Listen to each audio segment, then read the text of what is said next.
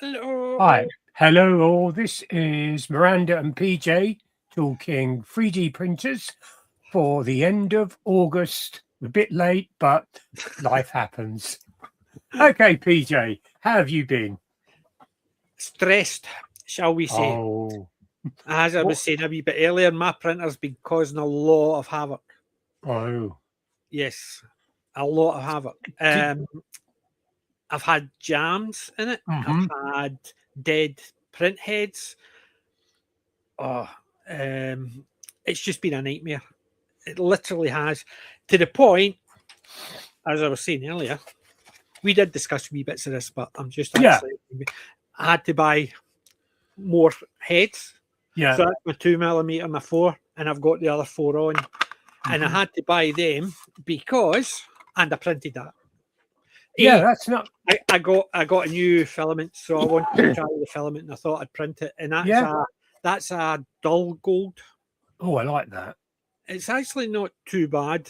The filament was a wee bit damp, Mm. and I had to dry it out. I had a bit of problem. Inherited 55 rolls. I'm just, So you're done. You are sorted for I'm years. sorted for a while, yes. Are they all 1 Including kilograms? including my own, I've got 68 rolls sitting there, and there's none of them bamboo. They're all different ones. Some of them I've never even heard of. That's okay. So printed that to test it, and I did a couple of test prints as well. Mm-hmm. I changed my benchy to a wee flying saucer, so that's the one that's a colour changing one. Yeah. You can see the colour, but you need a nice bright light. But That looks really familiar. Is that the thing from UFO? no, it's just a bog standard UFO. Oh, It looks very I similar. see. I didn't see the It looks tail. like that UFO you're thinking up there. I've got the Mhm. UFO in the background. No, it just looks similar, but it's a generic UFO. And I printed it out in a translucent green. Oh, yeah, I like that. I did print that out just to test each of the filament. I'm going to do a load of benches for each of the filaments. Mm. I've printed a few of them, but a few of them I've had major problems with. Like, for instance, I got a black one, and it was on a cardboard roll which had a flat and then a bit which was corrugated.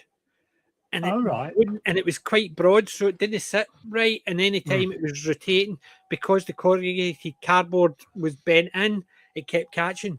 So I printed this. Oh, I like that. Yeah, it worked. So, like this side, I've got the bit I could put the drill in. So I put that in that, 3 spins, put the drill in, and I've got the bit down here where you could just move that backwards and forwards, put a bit of a tube in there. See, you get a bit of tube in there just to put the filament through so you can roll it as you're spinning it. However, I got it onto another roll, but it kept catching. It took me an absolute age. But I got it done. So that was a black onto a brand new roll. And then there was another one that looked as if something had spilt on it. Oh. So I thought I would re-roll it onto that. And I did that, and it kept sticking. So I did it onto 3 different rolls. So I kept cutting it and redoing it, trying to clean it as I was doing it. But the end, when I put the smallest one on to try and print something, it kept jamming because it was sticky. So I ended up binning the 3. So it was 1 roll, but it was 3 of my filament things. Mm-hmm. And I even printed that first. Basically, similar idea. Just use that part, use that on the one you're spinning, and then just sit the other one in that. So you could just literally sit with the drill on your hand, whereas that one, you have to sit with the drill on the unit. And it can fly off if it sticks, whereas that just sits down and clamp it there and there. And then the filament, you just feed the filament through here, and it keeps, and you just try and line it all up. Both of them are there because I know I'm going to have issues in the future, but it was handy to do it. It took an age initially. The very first time I tried it took me about 2 hours for one roll. So it did 2 hours for one roll. Okay. It got faster the next roll, and I've done 4 rolls since, all in all. A couple of them because they were tangled a wee bit, so I spun it and then I checked the tangle, which I also printed that to help with. It's a filament thing. So you put your 2 bits of filament through there, and then what you do is you heat the middle. Hold it down, and then press that in. And what that's meant to do, and then once you take it out, it's rolled, and then you just clip it down and sand it to join 2 bits of the roll. Not tested it yet, but I've done that to try because I've got a few rolls that are cut very small, and I would need to there. So when the printer's changing, I need to it's run out.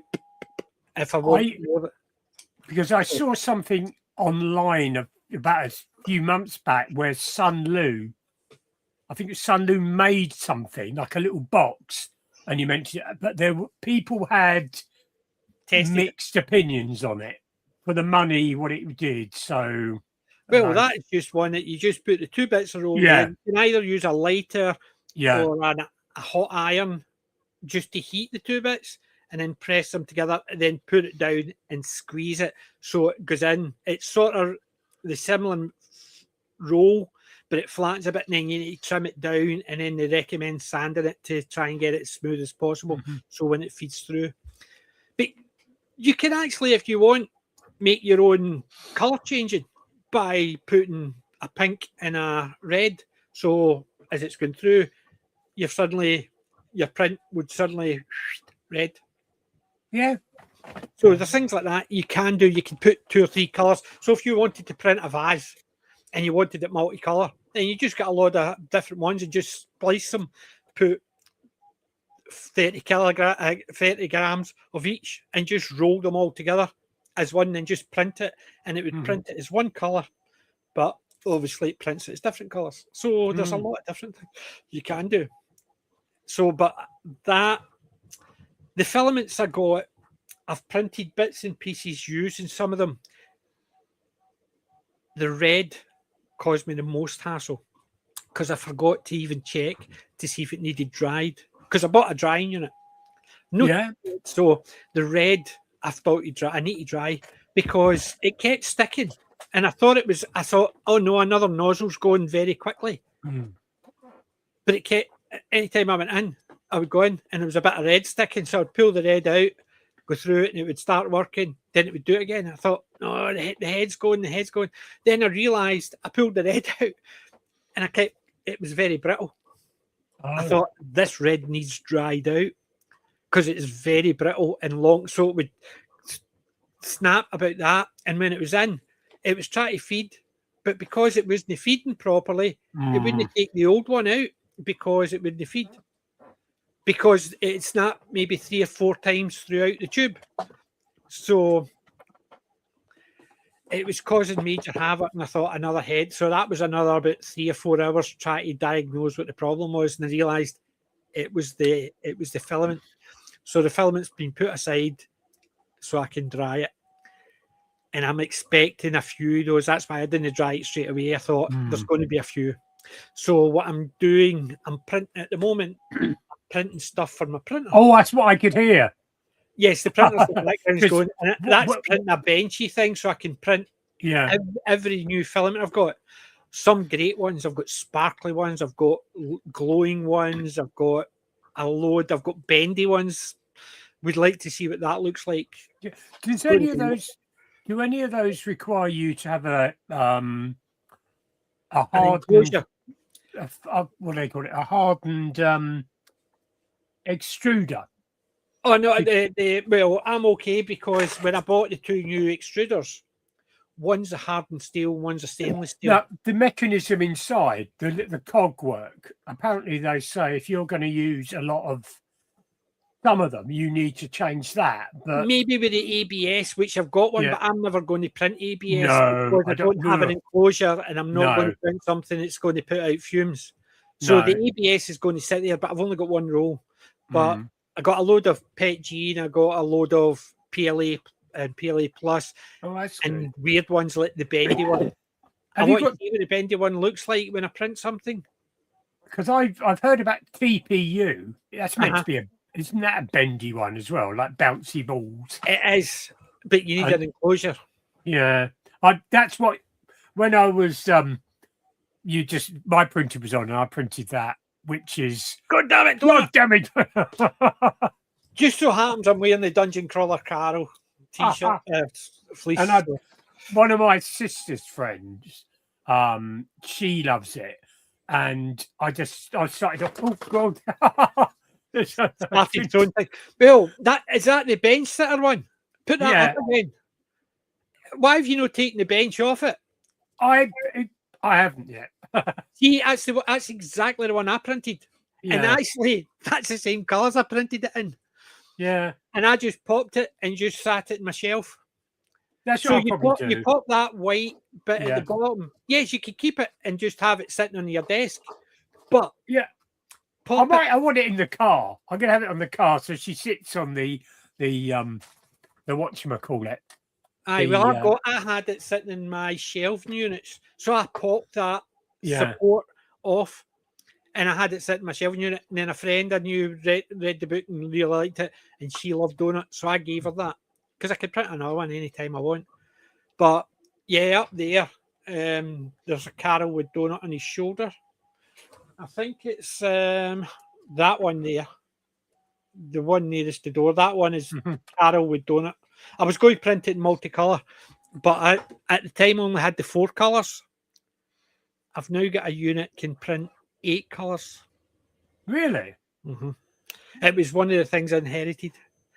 But you can't use Bamboo Studios. You have to use a different one, which this plugs into, and that controls it. So you can print 8 colours, and the 8 filaments go into this, and then that's good.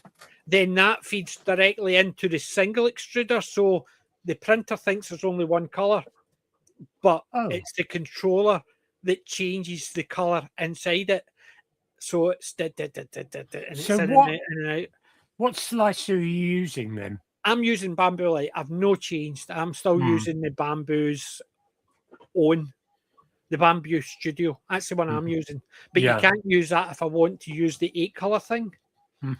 So I've got it there. I just need to get a power supply, a power cord for it, because there was a bit of jam in it. So I cleared all that.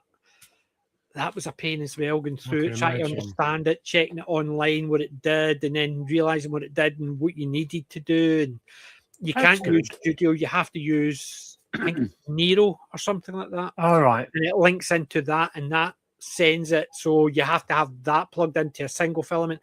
And it's... The idea is great. The person that I got it from had 4 printers, and none of them were Bamboo ones. Hence the reason why there's no Bamboo anything, no Bamboo filaments or anything. So they obviously knew they only had the one colour, and they used this to do multicolour. So I've inherited it. I've not used it yet, but I've checked it to see if it's working, and mostly it looks as if it is. But I would need to use a different splicer, which means another learning curve and that. Yeah. So I think Bamboo Slicer is very similar to Orca Slicer, I think. Yes, but I don't even think this is Orca. It's called Nero or Neo. Oh, that's interesting. Slicer. But it'll be very similar because it's like using a word program. They're all similar. They all do a similar thing. It's just realizing where all the controls are and having to learn where all the controls are. You'll understand the controls because you've used other studios. Right. It's like I said, a word processor, a spreadsheet. If it says format cell or auto sum, you'll know what that means. Whereas the slicers will have similar ideas in different places under different menus, and it's having to really learn all that. And at the moment, I'm happy with my 4 colour because Yeah. with 4-color, you can do some great stuff. Oh, wow. That is good. I like that. Yeah, it came out really smart. And that's just blue, black, red, and white. Mm. It took an absolute age, considering the size of it. Yeah. Considering the size of it, it took, I think that was 13 hours Yeah. because of the colour. But I've got one that's just grey and black, which took almost as long for 2 colours. You want to see it?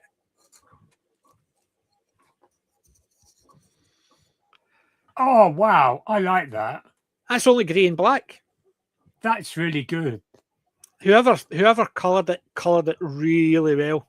Yeah. That's in Maker World. I think it was Maker World. Yeah. But grey and black, so they've just went through and coloured it in by hand, and it looks smart. But because the amount of detail on it, even the gun has got wee bits that are black here and there. It was doing a lot of filament changing. So, yeah. But same again, it's quite small. Yeah. One of the things I've been working on is that I'm doing some Red Rising stuff, some props, and I need to make a razor, which is like a sword. Mm-hmm. But in the books, it's a sword which can turn into a whip. It's meant to be made out of this nano filament thing that can change from a whip to a sword. And this supposed to fit into there by a joint. And then this bit here, there are 5 more. So it's about like that. The problem is the joint on there is just, even with Pet G, is just so fragile. It just keeps breaking off. So I've been having to glue it. Yeah, but when you're putting it in, it breaks. It's like Pet G is very strong, but if there's any slight issues, crack, off it goes.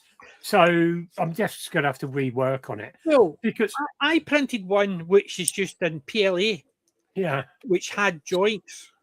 yeah, The joints were that stiff and strong yeah, that I didn't even need glue. yeah.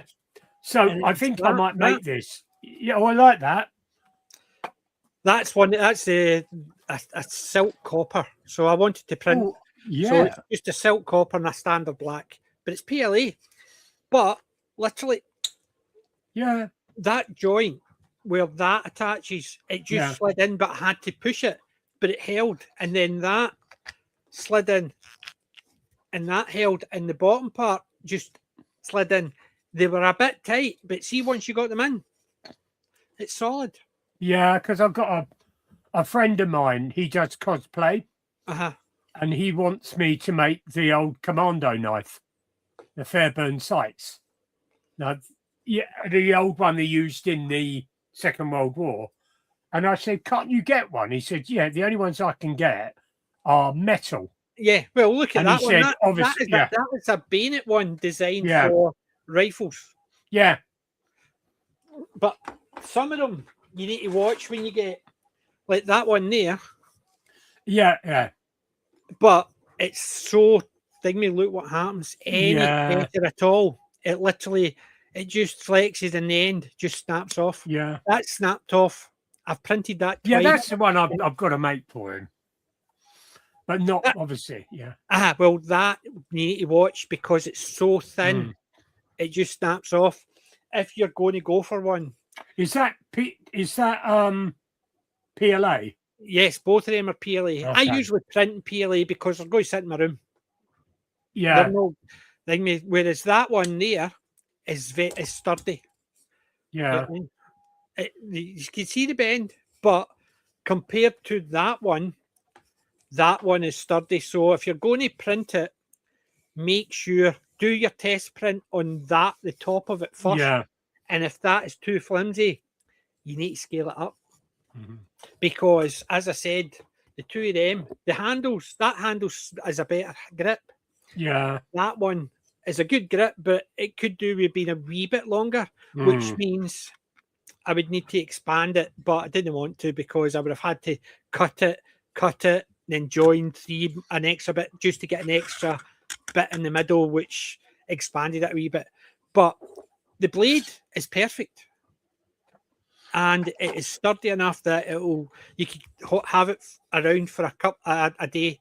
And then when you're taking it home, pop, and then you could just put it in the bag out the way without it sitting there and you've got a knife stigma kicking around. Yeah. Eventually, I'm going to glue that, but it's sturdy enough that'll not pop out unless I. But eventually, it will if I do it too many times. But that blade is sturdy; it's nice and thick. Whereas that one snapped. So if you're getting one, make sure the blade is thick enough. Look how thin that is compared to that. Yeah, I have that problem with some of the figures as well. When you're doing the well, it's all of them really. Some of these I've done.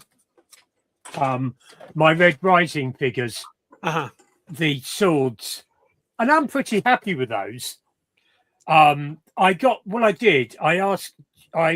said to Copilot, could you make me a figure of Severo?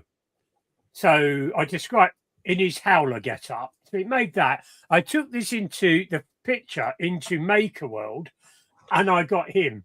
Now, what I'd love to do is to see if I can justify one of those other programs and make a proper, not big-headed version to make some of those. But but as you see, but you could. Someone said, "Oh, do it with Pet G." You couldn't get the detail in Pet G.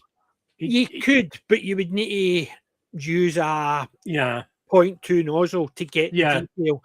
And then you're quadrupling the print time. Yeah. That come out all right. That came out.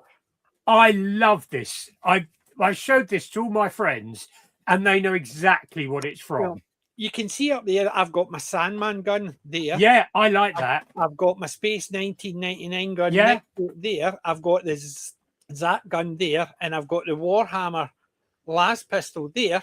Yeah. Whatever. What have you made now? Oh, yeah. Malcolm Reynolds from Firefly. Yeah. That's Malcolm Reynolds' gun from Firefly. You just need a brown jacket. You just need a brown jacket then. I don't need a brown jacket. Because all I need is a bobblehead. Oh, yeah. I've printed Boo. Oh, wow. So, and I printed They called him Jane. Yeah, I've printed. I used to have Jane's hat, and every time I went out in it, my mum would say, "You can't go out like that." Yeah. And I said, "If it's good enough for Jane, it's good enough for me." But so I printed Boo, and I printed the stand. I like the way that Firefly's fonts come out. Does the chamber go round? It doesn't. It can, but I fixed it because if you put the pin in the middle to allow that to rotate, it's not as if you're cocking that back or pulling the trigger. It would just rotate, but it's a point of weakness because you've only got one pin between. So the only bits that are there is this bit here where that attaches here, and this bit which's got a pin which can come through, which you could spin that, but it's the point of failure because if you glue it there and there, but because of the way that attaches, you have to actually slide it in and then try and glue it while that's in without gluing that. And I thought, nah, too much of a point of failure. I could have done it. I could have glued the bit here and slid that through, then glued it and sort of packed it so it didn't, so that could rotate. But it was a point of failure. Whereas I put glue on this to make sure it didn't snap here, because there's nothing else attaching that there. But it's only for display anyway. Yeah. So I must admit, I've had things I've tried to print, and I get to a point. Yeah, this can move, but same as that bit, the mechanism to help it move. Yeah, is the only thing that holds it together. And if that goes, then it's no. I'd rather not. So that's basically. Actually, the colour came out as well. So that was just the basic colour, like brown, yellow, grey, and black. Mm. And it was all different plates. So single print one works a treat, and it all clipped together. Obviously, I glued it, but it all clipped together. The bits down here, they push in, but they keep popping off if you don't glue them, and that sits on that. So you need to glue them. But in effect, this part here you didn't need to glue, but I did, because as I said, the reason of that moving is for the prop. If you don't need the prop, you don't need to move it. Yeah. So it's just going to sit in the display. I mean, to be honest, even if you're doing cosplay, you're just none of those actually have working bits, because all they're doing, and it's just not worth it. One of the things I was going to ask you is definitely works. It's on my AMS, because I've got it to the side. I realised that my tubing was rubbing against the H bar of my printer. I don't have that issue, because see, if you look at it, mine's just now. My tubing comes from my AMS, goes up, and then droops down. So I keep on worrying it's going to actually droop down that much. It's going to start hitting the plate. You can just see it there. So you can see it there. See how it's drooping there? Yeah. Hang on, and I'm thinking about clipping it up onto the bar in the H. Yeah, I see now. Yeah. It's just drooping down away down here. And I'm thinking, as the figures get bigger, is it going to hit something that's on its side and eventually knock it off? So that's just. And I kept on hearing this click. I thought, what the hell is this? And it's these roundels that hold the plastic. But yeah, that's annoying. But I might have to replace that. The cutter underneath the nozzle on the far left. If you're doing that, be careful with the screw. Yeah.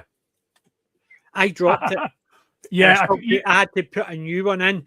Change the cutter's easy. It is very easy, because you take the screw out, and that whole the lever pops out with the screw attached. The cutter attached. You take the cutter out, put a new one in, and just flip it up. Making sure the cutter goes in, and then once it's in, you put the screw in so it sits like that. If you lose that screw, try to get a screw that's the right size, because none of the screws you've got tell you cut a screw. You have to try and judge it. And I did, but I wasn't happy with it. So I bought a load of new screws, so I didn't have that. Yeah, I've ordered a load of bits. I've also ordered the grease, the lubricant. I've got like a bottle now to put it on. I've ordered it. So I've not done that, but I need to do it, because I did order the wee tubes. Yeah, it's all right putting it on the top, but when you get so much gone in the tube, you're trying to squeeze it up and not splurt it everywhere. Yeah, the problem I'm having is, see the bottom of my machine? Yeah. I feel as if the lube is just going and just lying under the machine. So every so often I have to take the machine up and clean it. Yeah. Because I feel as if it's actually just, it's on the runners, but it's just and dropping off and lying in the machine. So when you move the machine, it's dripping out, which makes the top. So I have to keep moving that so it doesn't move. I've got a pond in the garden. So I made a little boat to float on it. And then my mum goes, "That's an awfully big boat for that pond." It's like that. What about boat that size? Oh, I like that. That'd be cool. I like that. Just a wee, I've printed, sitting there. Should I say, see if you, I don't know if you can see it, but I've printed a landing craft. Oh, that even better. Right. But I've also printed a couple of destroyers and cruisers. That's the biggest one. The other ones are about that size, so smaller, but they're cruisers and stuff. That's just a battleship. I just put in battleship and just. Is that one print? Yes. You didn't have to. That's all done in one bit. That is just all done in one bit. Oh, I like that. It was not too bad. Some of the smaller ships had wee bit issues. Yeah. But yeah, the landing craft, as you can see with the landing craft, the guns. Look how thin that gun is up there. Yeah. And that Yeah. that was a wee bit of a thing, maybe because it didn't really use supports because it was so thin. Yeah. But it did still work. Because If you were I made using that SD, to go in the bottom of the pond, and I'm still gingerly taking bits off because you don't want things that the fish can just clip. no, not that. It's the rig. This is so feeble that when I'm getting the supports out, it's like that. It's going to crack. So, Somebody wanted me to make them the black pearl, right? oh, And they're coming to collect it, and I printed it, oh no, but yeah. I didn't assemble it because it is very fragile. Yeah. So I said I'll print it, and then you can assemble it. So what I did was,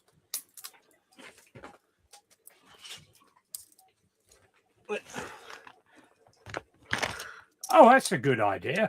so what I've done is I printed the picture it came with, how the ship should look, Yeah. right? And all the bits are in here. So I've assembled these Yeah. because you print them all in parts and they're quite feeble. I can imagine. It's the same idea. These ones. Ooh. Yeah. And try to take it out without clipping them. And the other sail. So I've done the 3 sails. And the ship. Actually, it came out really nice because look at the bar. I like that. Yeah, I mean, so it came out nice. I'm not denying it came out really nice, right? Yeah. So what they need to do is attach. As you can see, the 3 pins. We need to attach the sails, but there's also these sails and these ones as well, diagonal sails. And as you can see the picture, see how the diagonal sails go Yeah. there and there. And I'm not putting them on. And then that way, I says once they've got them, they can glue it together and then put black thread in and do That's all what I that. was going to say. Because part of me was thinking, how did you print that black stuff? But obviously you didn't. So. No, it's just Oh, basically wow. black thread, and that's what I've done for them. So it's all in this, so it's all together. Did you make? Am I dreaming it, or did you make a helmet? What helmet? A Judge Death. Did you make Judge Death, or No, but I've got a Judge Death there. right? I you just see wondered. I must. See him behind me there. Yeah, because That was the one that I bought. See, try to get my finger there. yeah, you have. That is basically that was purchased at a Comic-Con about 6-7 years ago. No, it must have been longer because it was before 2020. So about 7 years ago, maybe 8, I bought that at a Comic-Con, £100. Nowadays, I could print it, but it's not only print. It's not only in good. It's good shape. It's been weathered very well. So, oh wow! because it's weathered, I could have printed it. I tried to print the Judge, the Brit Judge one, and it kept failing. Oh, is that my printer? There's something not quite right. I can hear click, click, click from my printer. well, go and have a look. Don't worry about it. Just if you want to, right? Quickly have a look. Right. Give me 2 secs. Yeah, of course.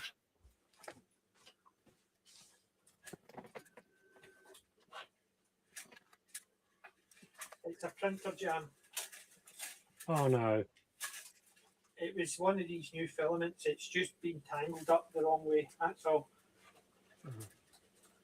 There you go. That's it clear. I just need to make sure it doesn't keep jamming.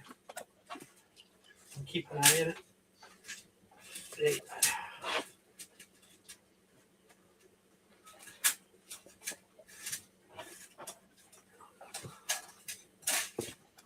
Right. Right. It was a printer jam. Ah, Right. It was one of the new ink, new filaments. It's really nice filament, but it's just a grey. But it's not dry. And I think what it's been is when it's been added to a roll.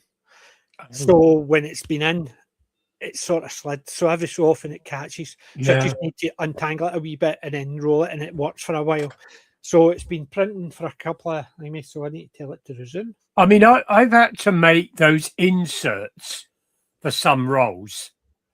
I've done that, but I've got Elgu, yeah. I binned a load that I put that sticky filament on. That was 3 rolls I binned. Plus I've got all the bamboo ones. It came. The Elegoo ones, some of them come, you can't split, so they all go in the bin. It's one of those things. It's a case of I've got a box with about 10 still left in there, and I think I've only got something like 4 rolls of boxed refill filament. I was going to get rid of them, but then I had the issue with some of the filaments. The new filaments I got, when I say new, you know what I mean? Yeah. The roller was either snapped or it was crumpled. I've also got a 3 kilogram roll, and I'm going to split that, so that's going to be three 1 kilogram rolls. What would you use? You obviously you couldn't put that on the AMS. No, I would have to go on the single roller up here. Yeah. Oh yeah. But I'm going to actually split it. It's only light blue, so it's not something I'm going to use a lot of, but it's just a PLA light blue, and it was a 3 kilogram roll. I've got a twinkle roll as well, blue starry twinkle. Oh, yeah, I'd like to try that. I've got some great ones. Like, I'll show you.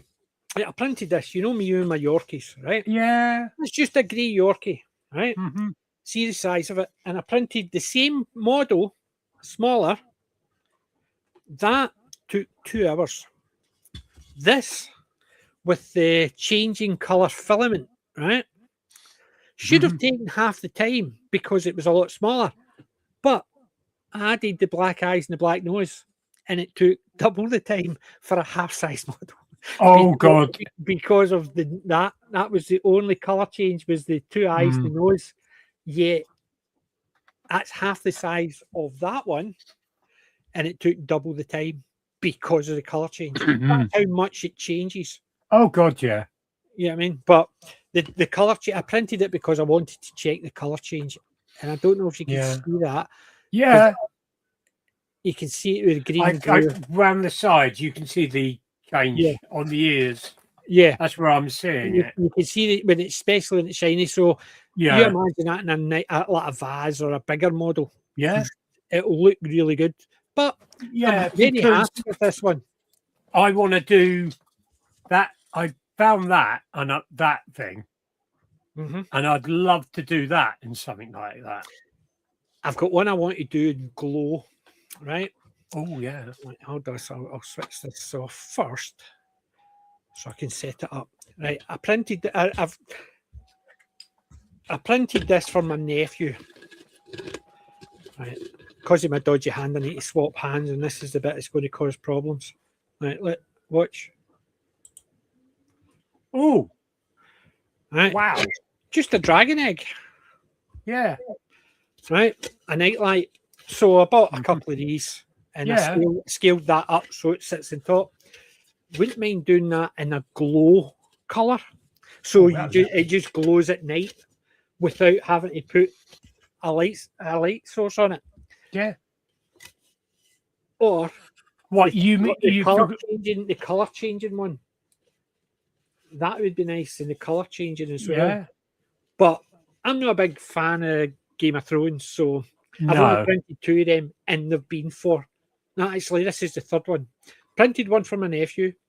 My sister's grandson wanted one, so I printed it. But my goddaughter saw it and nicked it, so I had to print a 3rd one. This is the 3rd one. But I've printed 4 nightlights. 3 of these. Right? I printed a Death Star, which I no longer have. I gave that to father-in-law, and I printed this. It's just the moon. Oh yeah. Oh yeah. I saw that. Yeah. It's just a very small one, and it's tea light candles, Yeah. which I've got a rack of them here. So, and it just sits in with a tea light candle, screws back in, then I've got a wee stand for it. Oh, that's nice. Just for sitting on a table. You know what? Too bright. It's just a wee flickery light inside. I can understand now why you needed to change nozzles. You've really been. Do you know how many hours printing you've done? No. You can find out on your printer. Can I find out in my app? Yeah. Right. I think it's on your account.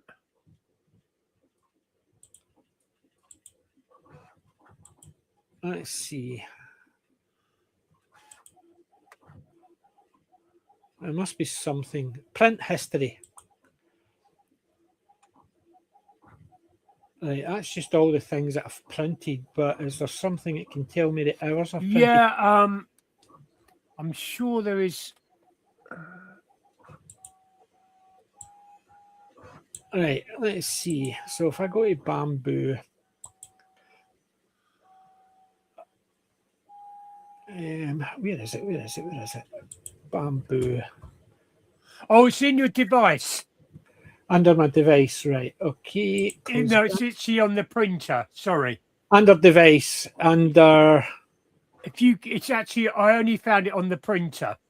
If you go to the screen, go to settings, and it's on the device, and it'll say printing time. Mine says 1,113 hours. Where's settings?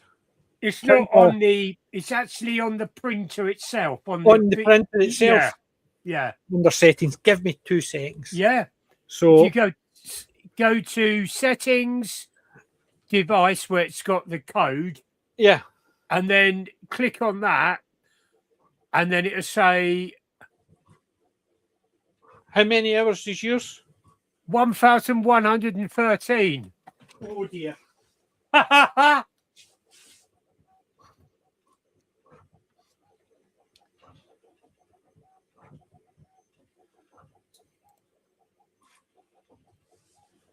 2,453 hours. Oh. So 2,453 hours. Many hours does yours say? 1,113. So mine's is nearly doubled yours. Yeah. I checked up a while back, and a nozzle should last between 500 and a maximum of, they reckon, of 12 to 1,300 hours. So that's probably why I needed a new nozzle. And I think I've got. Mine's has been printing constantly since I got it. Yes. I'm not talking about at night constantly. I'm talking about every day. No. Yeah, I had one of my nozzles at the end. It was getting. I thought it's got a blob of something on it, and I got rid of the blob, and I noticed that it where the blob was, it was really warm. Yeah. But have you got a 0.6 nozzle? No. Only 0.2 and 0.4. But that's why I did print the wee coffin for it. Yeah. Oh, that's a good idea. So I didn't want to bin it. I wanted to keep it because it was the first nozzle. I killed. I mean, my friend said, I said to my friend, "Is this gone?" And he said, "Send me a picture." So I did a close up, and he goes, "Yeah, that's well and truly gone. What the hell have you been doing?" Yeah, so and now I know why, but I was not sure why. But I didn't want to just bin it, so I created a wee coffin for it. But I was going to put the date. I was going to put the date on that. I could reprint that because it only came with RIP. I put the 0.4 on, and I was going to put the date on it, but I thought, yeah. So one of the things I've noticed recently is that my printer is incontinent. It looks like it's ribbling filament. I'm looking there, hang on a minute, it's got like filament is coming out. When it's all right, doesn't it? When it's printed, it's fine, but every so often it's sitting there and there's filament dripping out. That means it's heating the filament. It has to be heating the filament Yeah. to do that. And if it's not being used, it shouldn't be heating the nozzle. No. So I did read somewhere about pressure that's doing, because your nozzle is still hot. Uh-huh. And it could be something to do with the pressure inside. So I might have to clean it out and check Could it. be. I've got these, which are handy because I've got a set of them, which are for all different sizes, and some of them have got the edge, so the curved.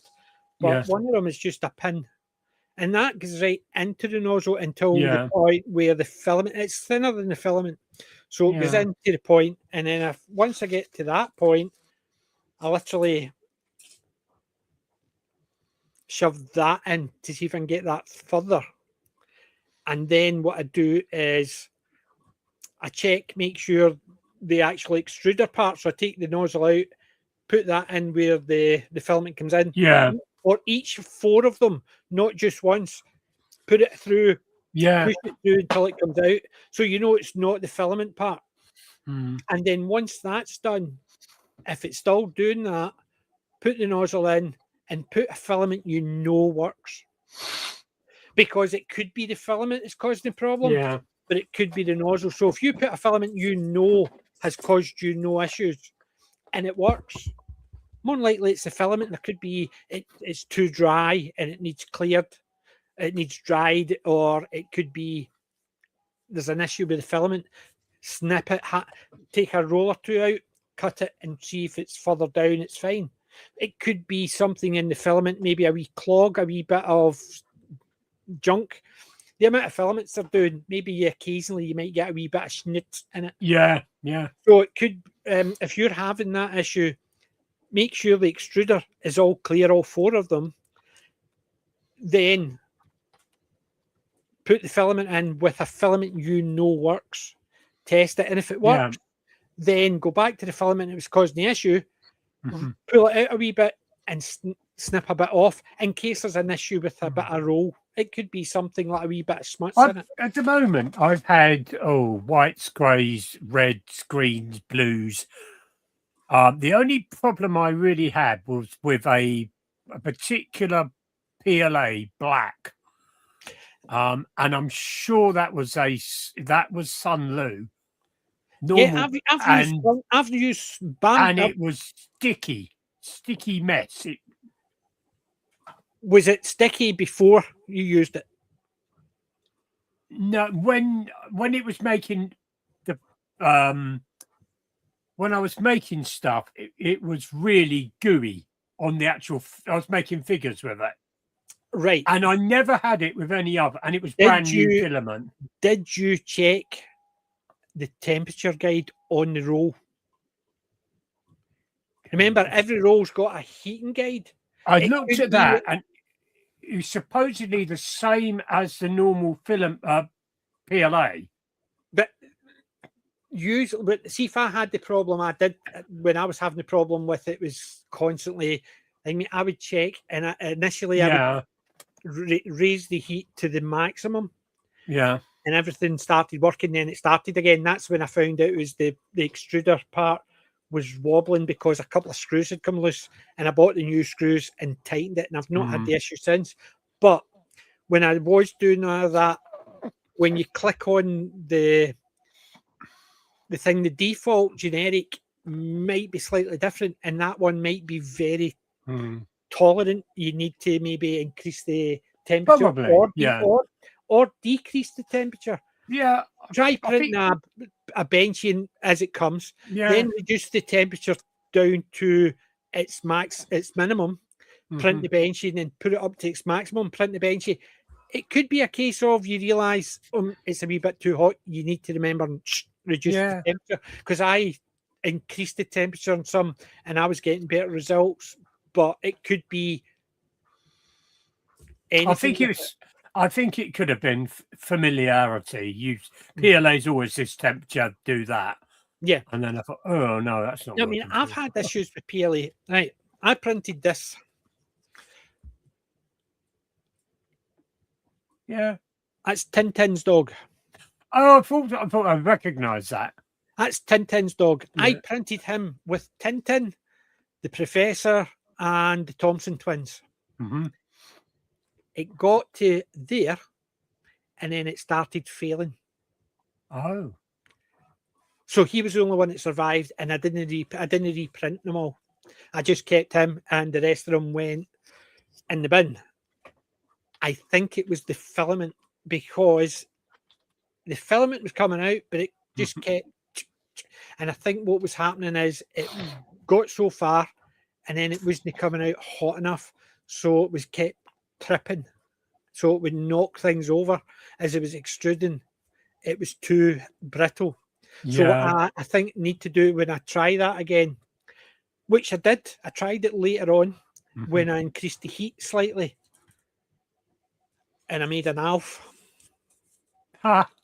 And you can see the difference in height, right? Yeah. So it would have got to there with all the other ones and failed. So I printed one that was slightly taller, and that printed fine.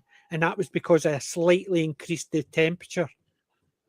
Yeah. I tell you something I have The found. wee Alf is quite good. Yeah. I was going to do them in brown, but I was testing the filament. When you get something like a figure and it's got, say, very tall, like you're doing a giraffe, and you find you get so far up and the legs are wobbling, and they say, oh, turn the print speed down. Fine, but then some you get stranding when you do that, and it's like you look at it, oh my god, who's put cobwebs all over my figure? That's why I've got my blowtorch thing, but I use that outside because it's a big one. I need to get a very small one. I could just do that, but I've got a lighter there. Just flit the lighter and just go. Shh. Well, do it fast, because too slow, especially with PLA, it can melt it very quickly. Oh god, yeah. So you just basically give that, and that gets rid of a lot of the webs. Because you can get those little ones that you use for cooking, can't you? I need to get one of those because I've got the bigger ones, but it's too big. It's literally the butane thing, and they're great, but the flame is too big. I need one that's small. Yeah. So I need to get that. But there was something. What was it? Remember, I printed that. Do you know what? I like that. I really do. You've got the green is a beautiful green. It actually came up really well. So I printed that as it came, the three colours, right? So I decided, well, who else do I need? So printed that in gold. Oh, yeah. I was going to add the black to it just to change the colour, but I just wanted to test the gold. That was one, and that came up not too bad. But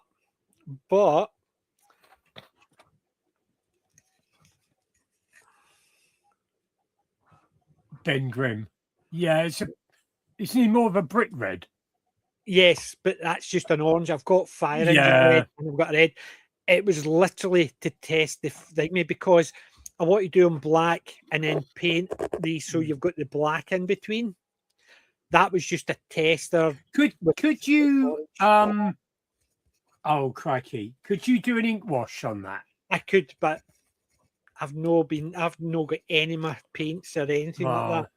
But yeah, I could do an ink wash on it with red, a deeper red, and do an ink wash. But it was literally, as I said, I'm testing a lot of the filament, and I was testing the purple, because as you can see, different purple from those ones.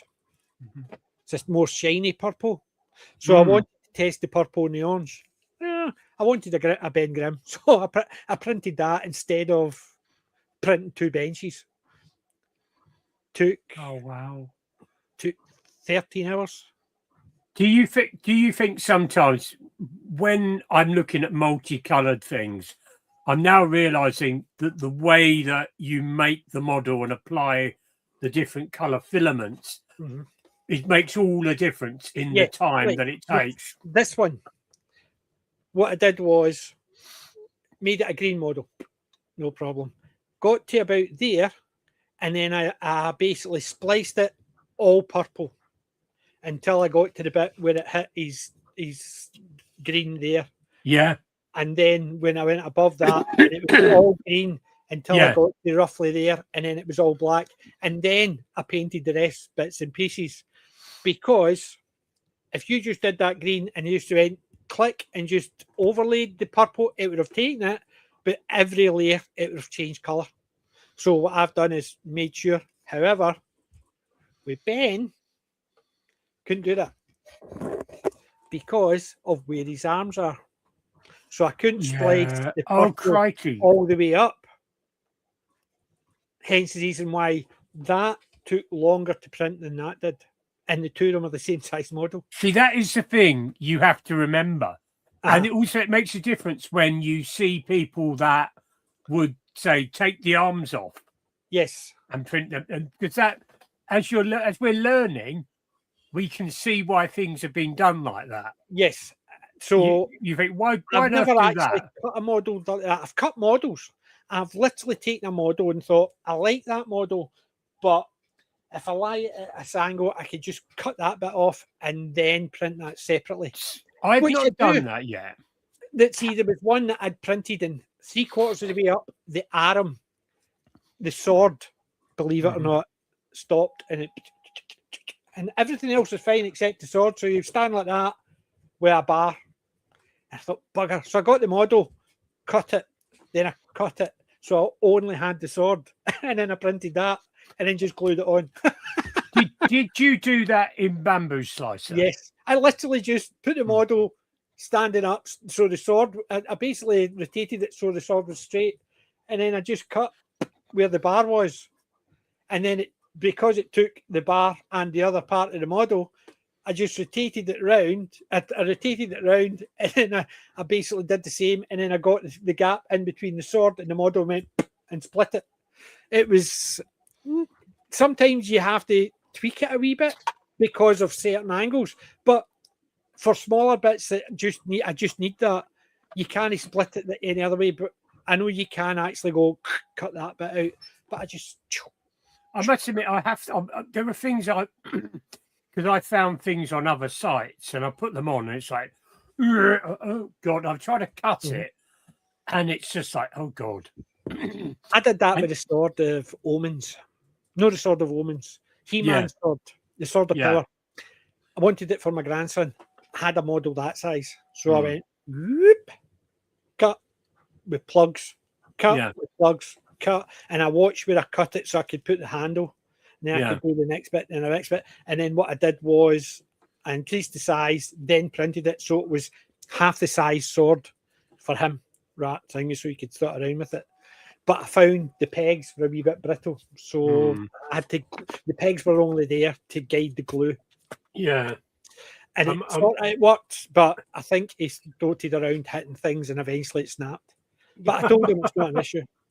Well, if you give it to a child, if that's what they're going to do for it. I know. Bless them. I've been printing fun stuff. I do like my wee. Yeah, See, you would have painted that and printed it in one colour, whereas I printed it in colour. So it tripled the time just because of the wee shields. Yeah. Shields are just grey with black, and that's it.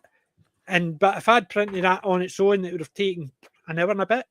Printing it with the colours took about 4 hours.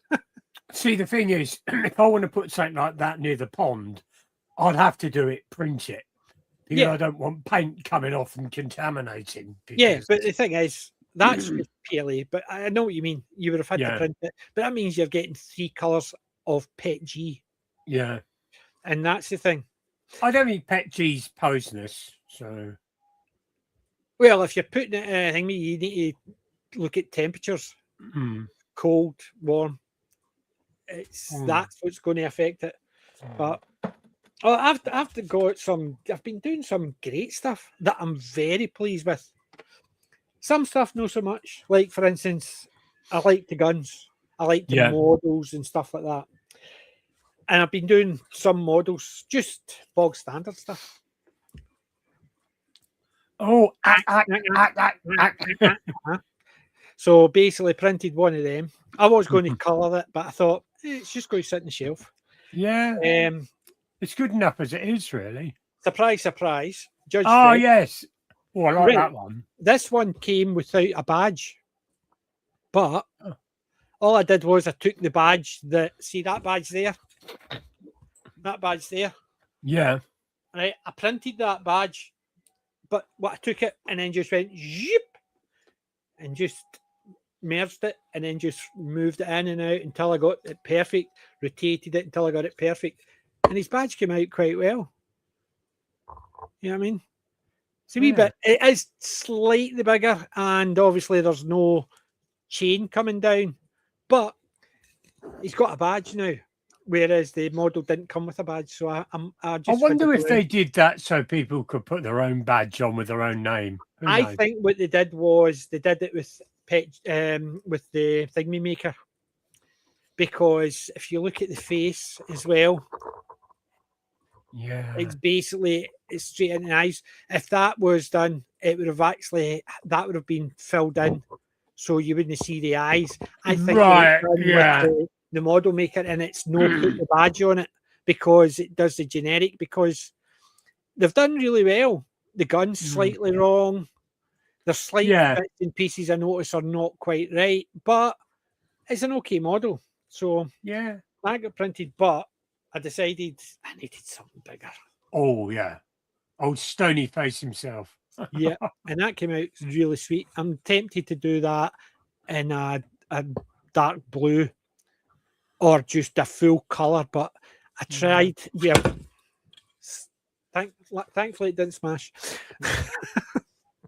I thought the eagle head is snapped, and then I realised I missed the eagle I got laying on his back. But I'm tempted to do that in colour. I'm tempted to print that in colour. However, it's going to take about a day and a half if I do it proper colours with the green, the purpley blue. Like I was tempted to do it with that purpley, but I want a darker colour. I think I've got a dark purple which might work. Where it's black. because sometimes you kind of think that his outfit is actually black, but it isn't. It's that they use the black as the shadow. That's why you use the black and blue, because it's to represent the shadow of it. So the bits that look black are meant to be. If it was red, that would have been a bit. It was dark red to imply in the shadow. That's why it's black and blue. So I think it's technically black. The blues to show up the light, the sun hitting it, to give that bit of shade.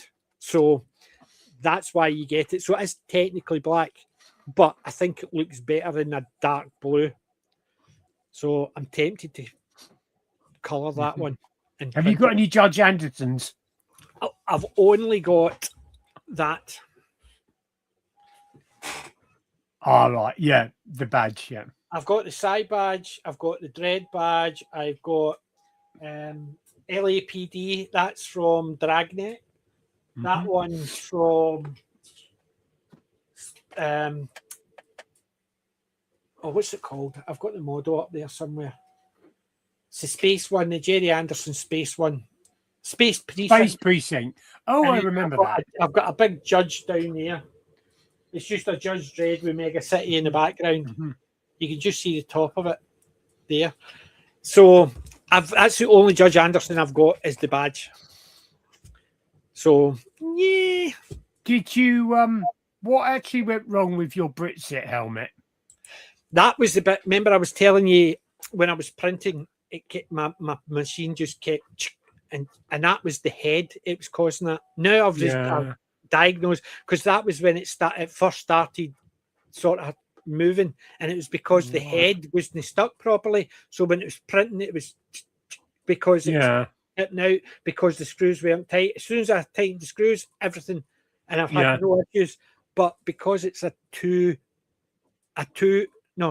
print, and the printer's not meant to be on from. It's only 8 till 11. I've got a time limit, and as you can see by the amount of hours I've printed since I got it, 2,500 prints hours. I'm not allowed to print things that take that long. I could split it and print it in parts and glue it. Don't want to do that. No. My wife's going to Prague at the beginning of December, I think, or it's the end of October. One of the two. When she goes away, that'll be on print. The Brexit judge helmet, so it will, because I can put it on for when she leaves and just leave it. I've got the right colours. I've got red. I've got gold, and I've got black and PETG. So away it goes. So that's what it's going to do. I could print it and just black and paint it, but I don't want to do that because my painting's no great since I got this. So I don't want to mess it around. But the trouble with I find is that some things you've only got to go over a millimeter and you'll just see it. It will just look like that. You'll look, yeah. You just see the side like that, the gold on the black on the bit up, the bit there, and you're because I've seen that at cosplay, and you think, oh, and it just stands out. So my Judge Dreds, I do like them, but I'm tempted to colour one of them. But I've got a coloured Judge Dredd, and that's actually me up there. Yeah. So I have. See him? That's my PJ maybe. Mm-hmm. That was used in Maker World. Just took my picture from my logo and went, poof, yeah, and it made it.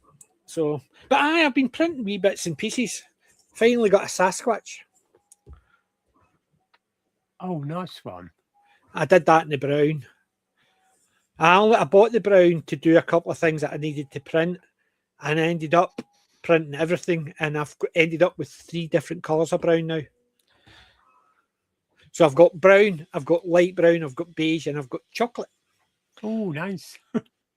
I've not printed with a lot of them, but it's fun. Like, for instance.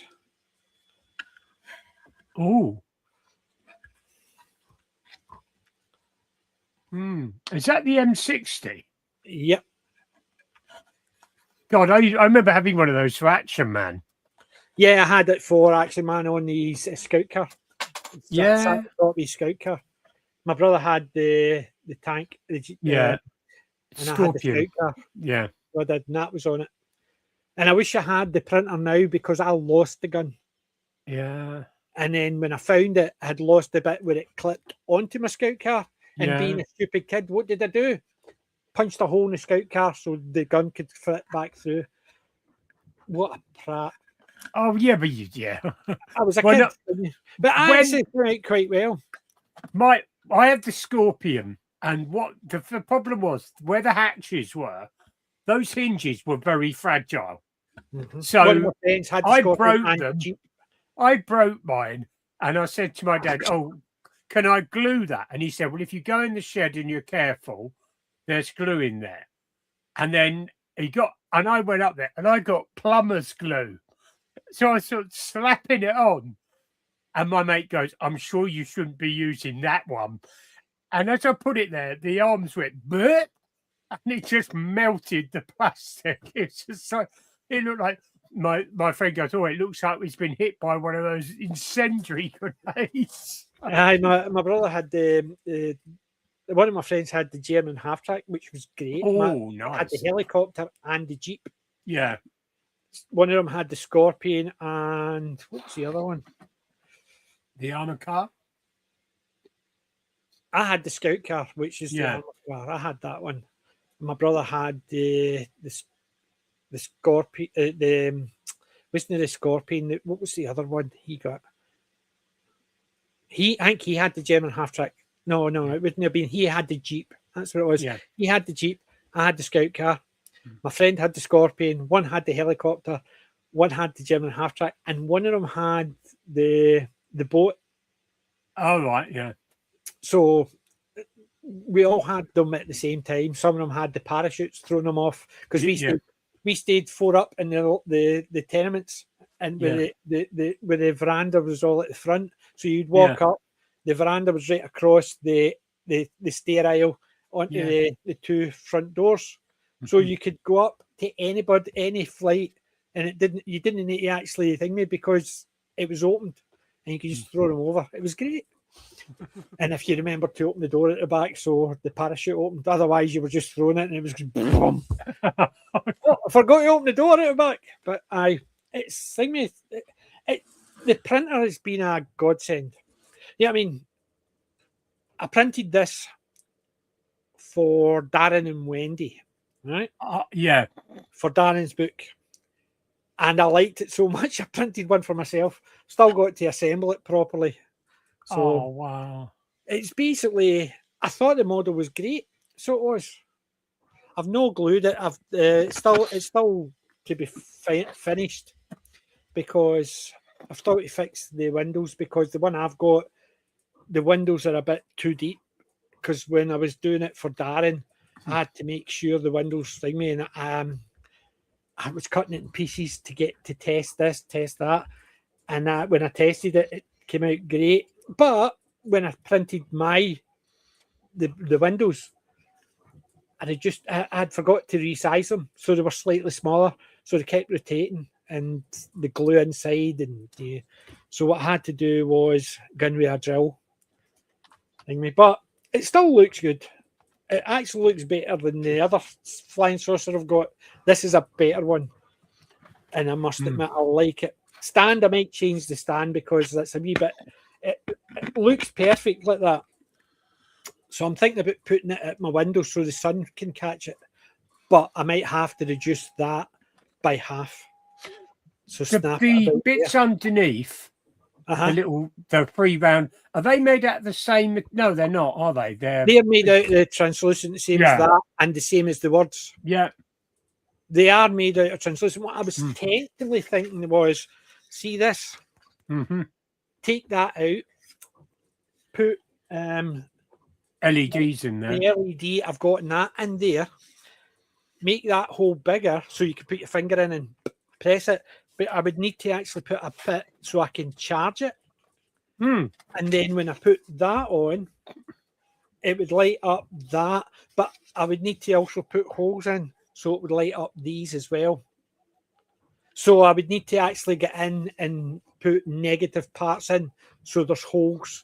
So if I do put a light in there, it basically can charge it and I can actually press the button on and off. Like for instance, if I put it like that and I just pressed it down, it switches because there's a on-off button in the center. So I just do that, switches it on, and do it again, switch it off. But I would need a slot to charge it, and that's the bit. It's the slot to charge it because trying to get the thing in. Yeah, and then making the negative holes so I can get light to these three.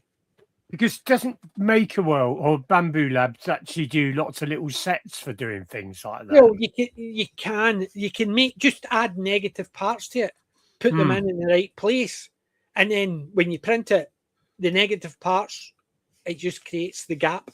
That's what the negative part is, a gap.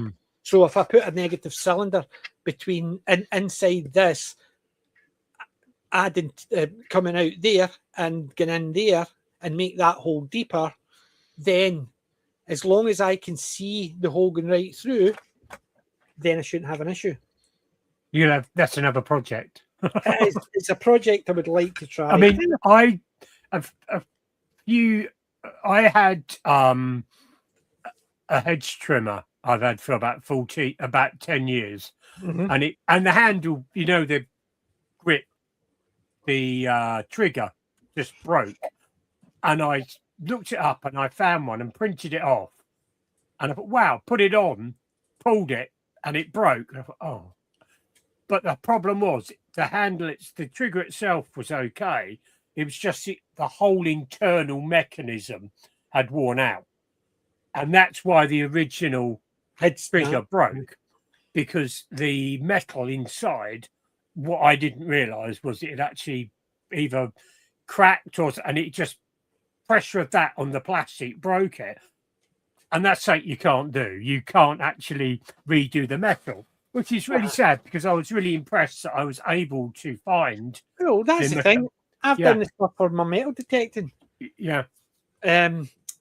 People wanted the Mine Lab, the Equinox, has got a wee bit where you charge, it's magnetic. All But right. one of the guys had said, one of his friends, every time he tried to charge it, it was failing. So he had to keep cleaning the magnets, because when he was out, his hand was dirty and he was touching it. Yeah, I can imagine. So what I did was I came across one online, and it was a sturdy one. So what I did was I thought, that's a bit too chunky. So I just cut it and took the center part out, reduced the part so it's smaller, and then I put 2 negative parts in it. And then what I did was I got my magnets. So I made the negative parts to match the magnet size, and then super glue in the magnets. So what I did was I made sure I checked it against my Mine Lab Equinox, clicked the magnet in. If the magnet stayed, then I made sure all the magnets in that row were the right way around. So what I did was I put it in, I put 2 in, glued one, and let another one sit on top of it. Oh, yeah. Once that was glued, I just put a bit of glue in the other hole and just pushed the top magnet in, and it just slid in. So the 2 of them were pointing the same way. See, since then, I've given it to a few of the guys. Well, they paid for the magnets, so yeah, I quid. So, and they've been putting them on. So when they're on the field, but I've also put a wee loop so they could just attach it to their machine. So if it pops off, they're not losing it. And I did it for mines as well. It's a great wee thing just to keep the magnets from getting dirty with your muddy hands. Yeah. So it charges up, because one of them was saying he didn't realise it was all muddy. So anytime you put a charger on, it didn't charge because it was to get a good connection. Even though it was magnetic, there was dirt between the 2 magnets, so it wouldn't charge properly. So I did that. I saw one that had one, and then it was too chunky, so I reduced the size of it, and then just put my magnet points on it. There's a lot of things I want to try, like mechanisms. I want to try a button mechanism. I'm sure there's a button, but I need to put it in a particular thing. So I do. You know, I went to the Red Dwarf convention. I was going to ask about that. Did you meet Father? Oh. That was Hattie. Norman had fallen that day, and they couldn't make it. So I got Hattie's autograph in that one. I've got one for Norman. And oh, Mr. Lister, sir. Yeah. Oh, brilliant. Robert Llewellyn signed Did you made that? Yes. I took that was just one that I came across. That was easy. I just put that on, and I'd taken it with him, showed him what it was going to look like, but I didn't glue it on because if I transporting it with that and it gets snapped. Yeah. So he signed that, and then I glued that on. So that's my Crichton one. And Chris Barry. Brilliant. Of course. The hologram emitter. Yes. So, and I had shown him that. Craig Charles and Danny John Jules, I needed them to sign something else, so they signed my bag. So that means I've got everybody from the cast on that bag. So I have. I had created a JC bag, right? It's just sitting here. I created one of these for my friend, and I created one for myself. Just got a tote bag and put JC on it. All right. Right. And I'd got everybody except Danny and Craig. So when I was at the conference, Danny and Craig were there, obviously, so I got them to sign it. And then Doug Naylor was there, so I got him to sign it. Obviously, I think Grant is passed. But the guy who played the JC, Jesus, in it, Jesus of Arimathea, was there. And I got him to sign it because I asked the very first question at the conference. Just by fluke, I'm mouthy, so like me. And I was saying, and because I heard people talking about his accent, and I says to him, remember, everybody else has got an accent, you don't have one. I says, it's like me. Everybody says I've got an accent, but I don't. They all have. Because when your accent, you don't have one. Because you're you. Everybody else got an accent. So he put, to Peter, you're right, I don't have an accent. and it was basically Jason Baker. So the one that played JC, I wasn't expecting to get him added to it. So that's why I got Danny and Craig there. And Craig's autograph was 50 quid, and Danny's was 30 quid. So I wasn't paying another 80 quid just to get 2 more of these. It's just that I had already met Chris and Robert. So Robert was the very first person to sign this. Wow. But it was great. The conference was absolutely fantastic. Had great fun. Dressed up both days. Met the father. He's a really nice guy. So it's just we were queuing most of the first day. It was fun. A lot of people was that? complaining. It was down in Nottingham. That's not too. Well, it's quite a distance, really, for you, isn't it? For me, it was a 9-hour bus trip. I can imagine it's probably quite far for me as well. But but I enjoyed it. Everybody was complaining there was too much queuing in the first day, but I was gabbing to everybody, so yeah, it did not bother me in the slightest. Standing in queues, gabbing to people about Red Dwarf who all had an interest in it from all over the world. There was people from Australia. There was the father there from the States. There's a couple of people from the States. There was some from Europe. There was ones coming over from Ireland, up from Wales, down from Scotland. There was people from all over. A lot of people were complaining because there was a lot of queuing because it wasn't their normal event. So they had to get a different event. And luckily enough, it was warm. If it was cold or it was raining, they would have had a lot of problems because a lot of the queues were outdoors. Well, I went, the last place I went, I was my friend's carer, and we went to a Comic Con at where the dome was, XL Centre. Yes. And we were there, and they had it was an absolute mess. Where the photographs were taken wasn't being printed properly, so you had to wait to the end, and they were holding up photographs saying who, and you had all these people in cosplay, and there were about a dozen Jedis, and I stood back and I said to my mate, the Jedis were getting really angry. They were, and there's this one bloke who was dressed up as Darth Maul, who was the most relaxed out of all of them. And I said to my mate, look at that. All the Jedis are getting angry. And the Sith Lord, he's just enjoying the chaos. Yeah. Yeah. But it was, and there was a guy there who's 6'6", dressed up like a character from Fallout. You could see it was all homemade, but it was so well done. And he had his pit man on, and he even had like a mutant teddy bear on his shoulder. Well, it's the same as when I had actually created mine. I had the helmet, and I had the badge, and I had the belt buckle, and I made everything else. And John Wagner was there, and he goes, he says, I've seen some costumes, but I need to send that picture to Carlos. So he wants to send the picture of my costume to Carlos. Oh, hear that? Hold on. Give me 2 seconds. I'll tell you the rest of that story, but I'm getting a problem with my printer.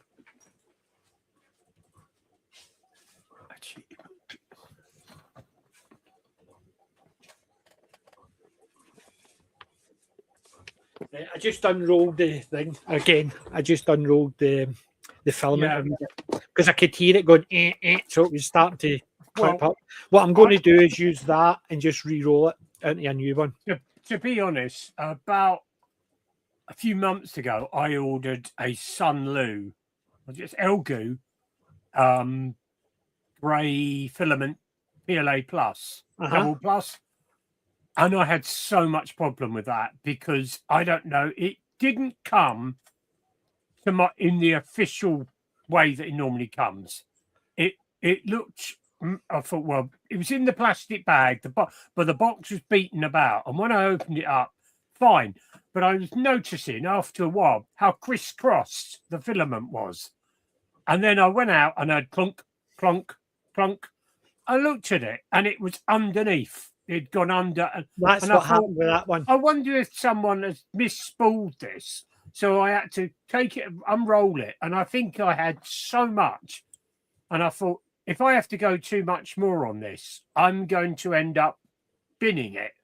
Because I hadn't got but I managed to roll it. And I thought, I'm really annoyed. So I went on Amazon. I'm like, this is not acceptable. And they just said, oh, we're sorry. Yeah, that's what happened with mine. That's what happened with that one. I think it's the same idea. Right, I'm going to share this. Entire screen, that one. Right. This is when, right. So click on that image. Right. So I like that. That was, the helmet was made as well by PLA. The badge. I had the badge and the belt buckle. Mm-hmm. So I made the helmet with EVA foam, the ego, the patch, even the knee pads. You can see it when I scroll out. See the knee pads? Yeah. It's the same idea. I just added EVA foam, a couple of these ones, and I painted them. They were black pouches. So everything, even that, I found that a chain which matched, and I just made that. But in effect, that was my costume. And he took a picture of that and sent it to Carlos Esquerra. And I thought, oh, if the guy who drew it was sending it to the guy who wrote it, saying it was one of the best homemades, I thought, I'm happy with that. Because a lot of people they had the costume, but it was the helmet and the newer stuff. So they were newer judges. Let's see if I can find a couple there. Oh, wow. Yeah, let him. Yeah. So a lot of them had the helmet, but they all had the new stuff. Nobody at the time. It's all different ones. There. So there was all the guys there. They were all dressed up as the new judges. I was the only one dressed as a classic judge. Mm-hmm. And I couldn't be bothered. I didn't want to carry a bag with me. So I used one of those document things so I could put all my autographs inside it and just put the law. So I was that is well thought out. I mean, that's really good. I didn't want to carry a bag as well. It wouldn't look very good, would it? It wouldn't. So I had my book of the law with me all the time. Judge Dredd walking around with a Sainsbury's bag or something. Yeah, exactly. Like, even the gun. I made the gun. Yeah, I do like the original Lawgiver. Well, I've got the Mark I Lawgiver on my shelf in resin. I bought that, but I had made that before I bought it. So you can see the helmet I made. It's a homemade helmet compared to that, but you can see the gun. I even made it. I tried to make the markers and stuff like that as close to it as I could make it. That was when I could make things. So, yeah. But I've got this now.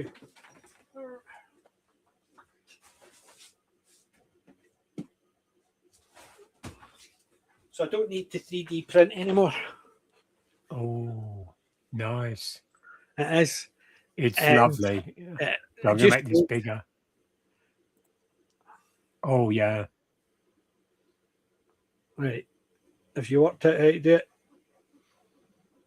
That is lovely. So even in the back. It's got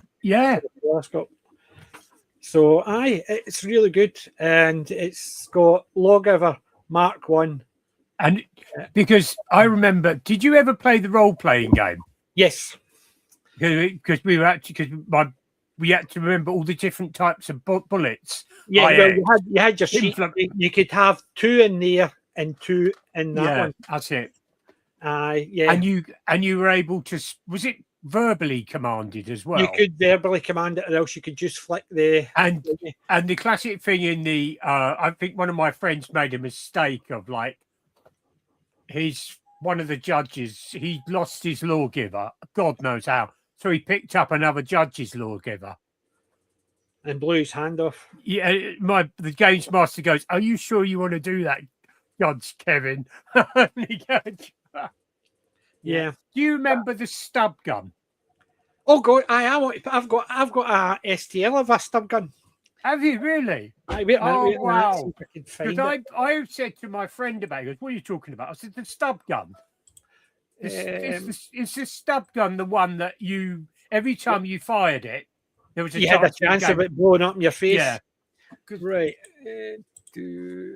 Right, I'm sharing the screen as well. I find this. Yeah, okay.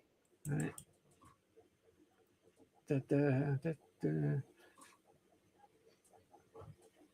There's all the it's quite a big thing, isn't it? A stub gun.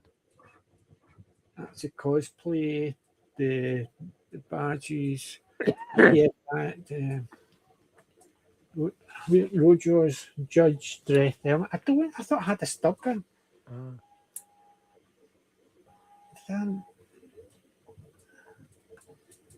All the 2000 AD stuff. I'm sure I had a stub gun. Never mind. It's okay. That's annoying. Oh, I printed that. I'll need to show that. But okay, I can't. It's not there. I don't have it. Thought I had it, but I've got the stub gun. In effect, I was going to make the stub gun when I had the EVA. I was doing the stuff with EVA foam. I had a pole, so I was just going to make the EVA foam wrap round with a handle and wrap round and just paint it and just thought about with the stub gun and the law rod. The Judge Law Rod on that, man. I like that. Either me, I think this took me 12, 13 hours to print.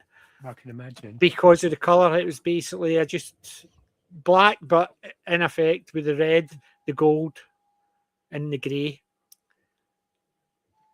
I was very happy with that. That, the Spider-Man and John Wick. Three of my favourite. That John Wick. I really like that John Wick.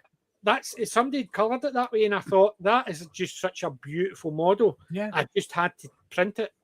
Somebody was trying to get it off me, and I ain't spending that amount of time printing that again.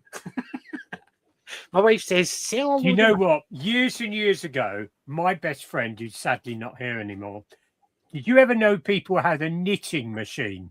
Yes, my dad used to have one. Well, my friend had he was a big Judge Dredd fan. 2000 AD. Him and me started collecting it at the same time. And he managed to keep all of his till he died in 2000.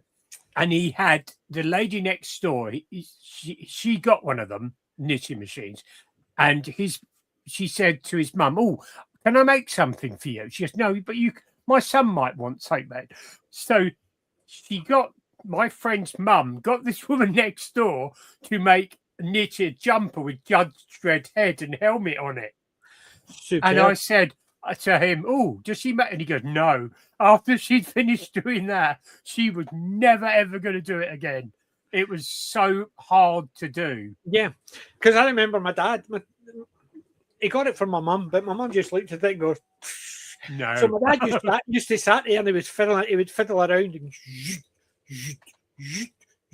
dropped one, and so I remember it just going up and down. Just you had to do it manually. You check all the rows, check all the rows, change it. I remember my dad did that when I was a kid. He basically used to make his just bog standard jumpers. It was just because he got it from my mum. My mum looked at it and goes, "Nah." It was a crochet because my mum loved to crochet, so she would just sit there with a crochet. Whereas my dad got it thinking she might want to try that because she liked crocheting and knitting.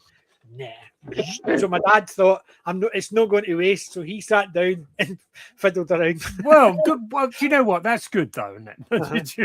He just basically went, "I'll do it." So you would sit there working away. That's the one thing I'm really sad about. My dad died 3 years ago, and he would have loved this. I can imagine my dad coming down here and watching me use it all the time. Well, my dad passed in 2021, right? He had dementia for about 5 years. Really bad dementia, but he was there when he was in the wheelchair by the time I got married. So that was 10 years ago last month. But he would have loved a 3D printer because he was the chairman of the Scottish CB Association. He had his shortwave radio license. Oh. He was a ham operator. He was.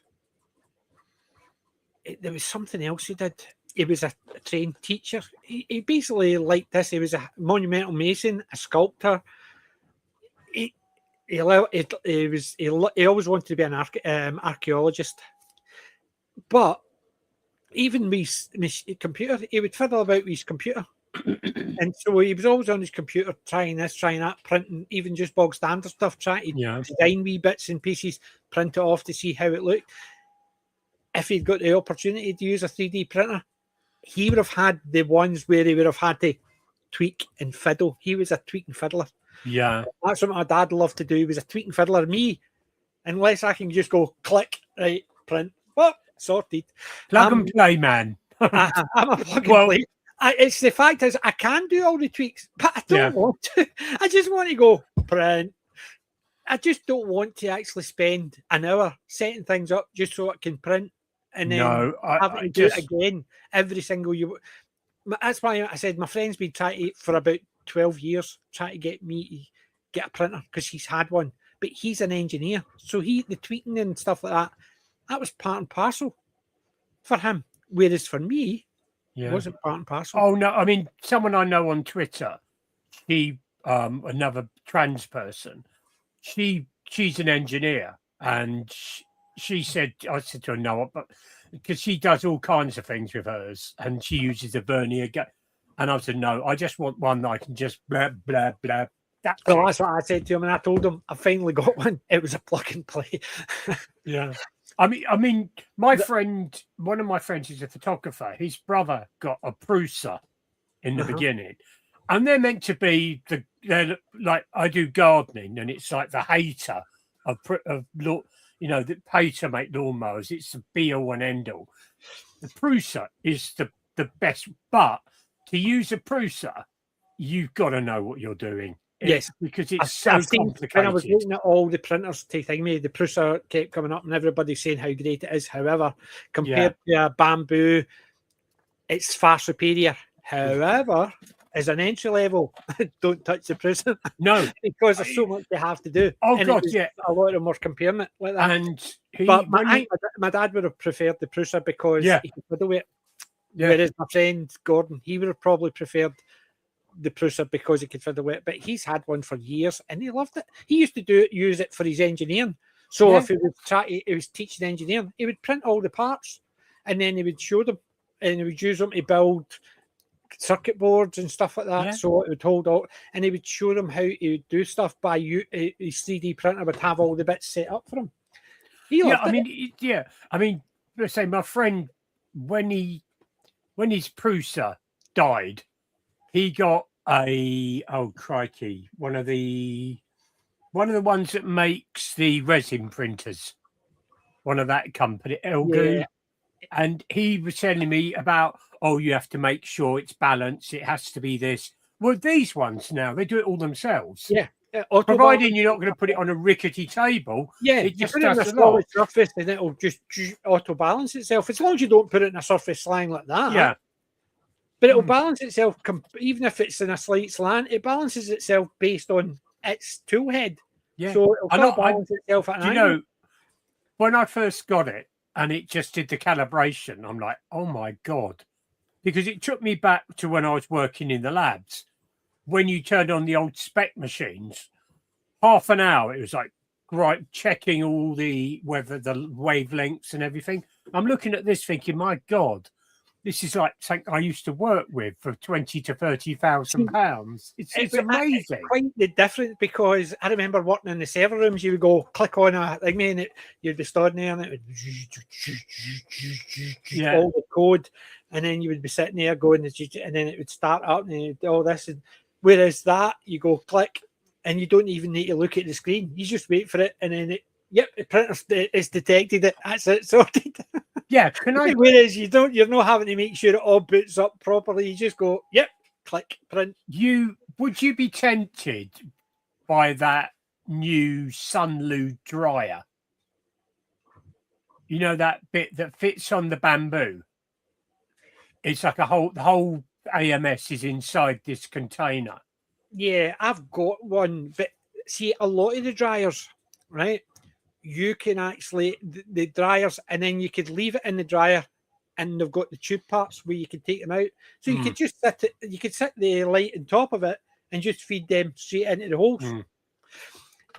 The rotators don't matter. The rotators matter to the point where when it's thingy, but if you've got it linked in, some of them I don't know if the one I've got. I know the one I've got you could just feed it in, but when it's trying to exclude it, it's not the wheel, it's excluding it.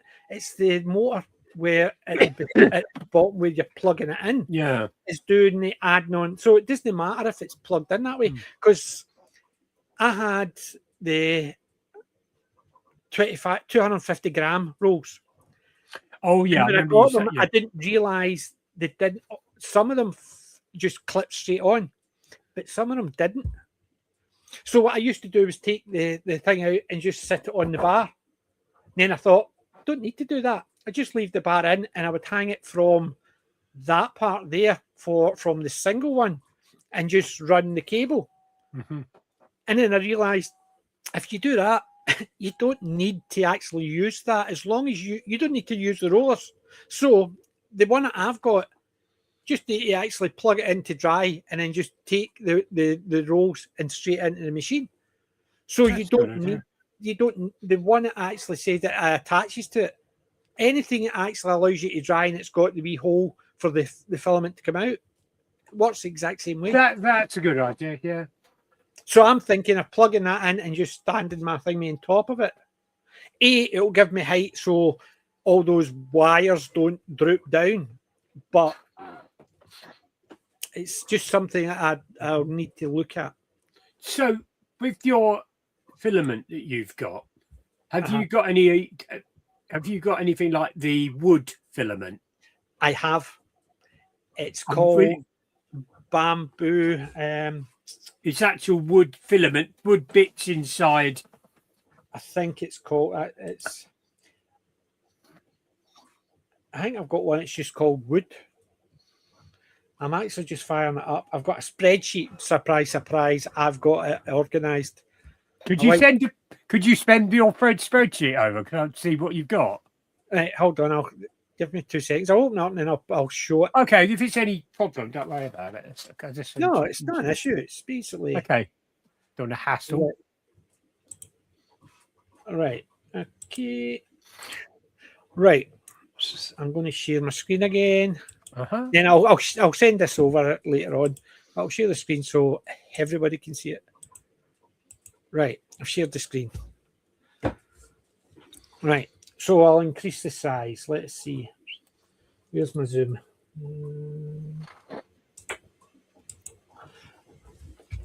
Right. Okay. I need to actually decrease the screen a bit.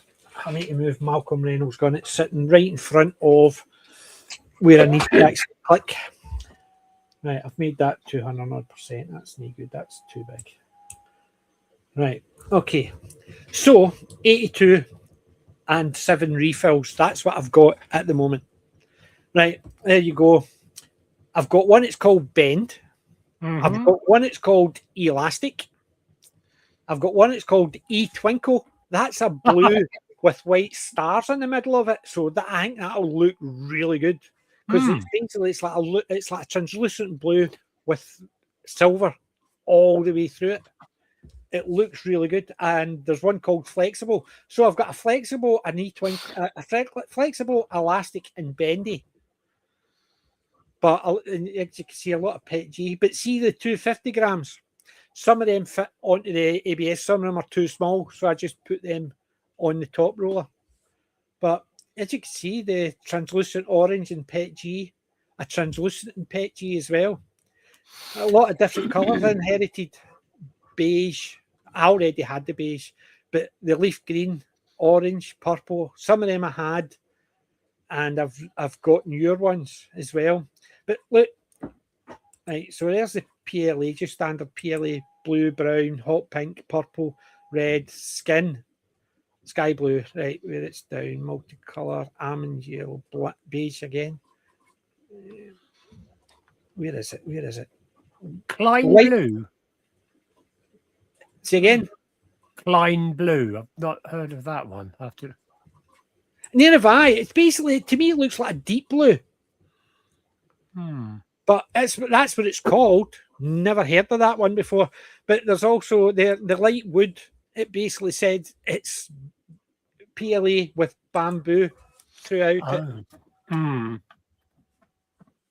Then I've got that one, natural, which is called translucent, but it's called polis.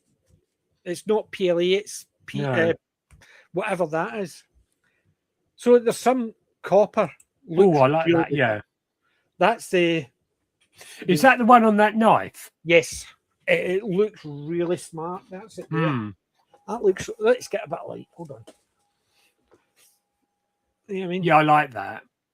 It is a beautiful, nice, shiny one, and it looks like a beautiful... It's more like a ready copper. So it looks really good. So it does. But yeah, I've got multiple lights in here so I can see what I'm doing sometimes because I'm that blind. So got one other thing. I mean, that's meant to be an R. Hold on. That will probably look really lovely as silk. Oh, the silk, yeah. A lot of silk like that. Antique gold. I've not used that. That C3PO is a silk gold, but it's not that. It's not the antique gold. You know what I mean? That C3PO is ultra silk PLA. That's what that is. That's what that is. That's ultra silk PLA. As you can see, it's nice and shiny and thingy. It looks really nice. But I wonder he'd look like in antique gold. Could also try it. But yeah, I mean, so that's all the ones I've got, and that's the total I've got. That's pretty good. It is. That should last me a wee while. Plus 82 kilograms. That's a lot. No. I know, That's 82 full rolls. Yeah. And 7 refill rolls. Yeah. Plus I've got one of them. Is a 3 kilogram, you said. Where is it? There's a 3 kilogram roll somewhere. I think it's a light blue. But it's PLA, I'm sure it is. Unless it's just the sky blue. There should be one that says 3 kilograms. Something missing from somewhere. Unless I've just marked it as 1 kilogram, but give me 2 secs.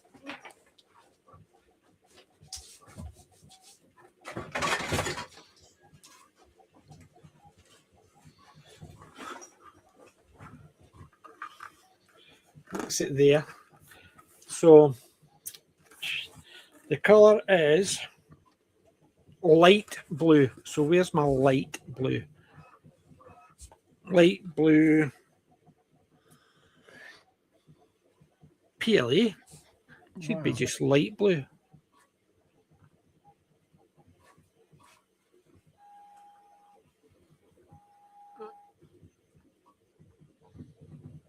Can't I see light blue?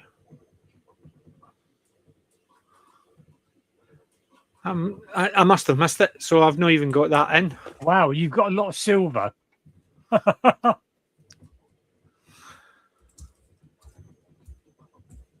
Yeah, I've got the silver. Oh, I printed something, but it failed. How's that for a silver? Oh, yeah. It was meant to be Megazilla. But it basically it failed at the bottom. So when I took it off, the legs came off and stuff like that. But that's one of the ones that I should have actually done the test, my benchy first. But I just put that in because it was a nice shiny, and it is a super shine. I like that. Is a super shine on that. You can see how shiny it is. That would have looked great because that is one of the silver that I got and that looks, and so all Mechazilla, the rest of them, is that Mechazilla? yes, Yeah. right. Well, I like that. That's just PLA. Right. So that takes that, but 83. So that's what happens when I do stuff like that. But yeah, I'll send you a copy of this. Cheers. When what I'm going to do is do all. That's what I said. What's on the table just now is a benchy holder.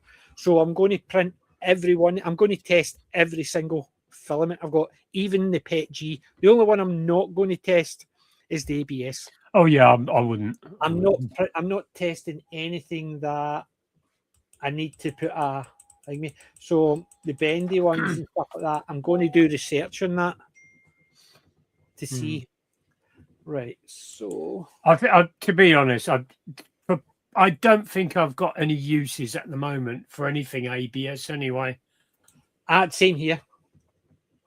If I was, then it would be later on. When I get my dad's workshop cleared out, I'll do it up there.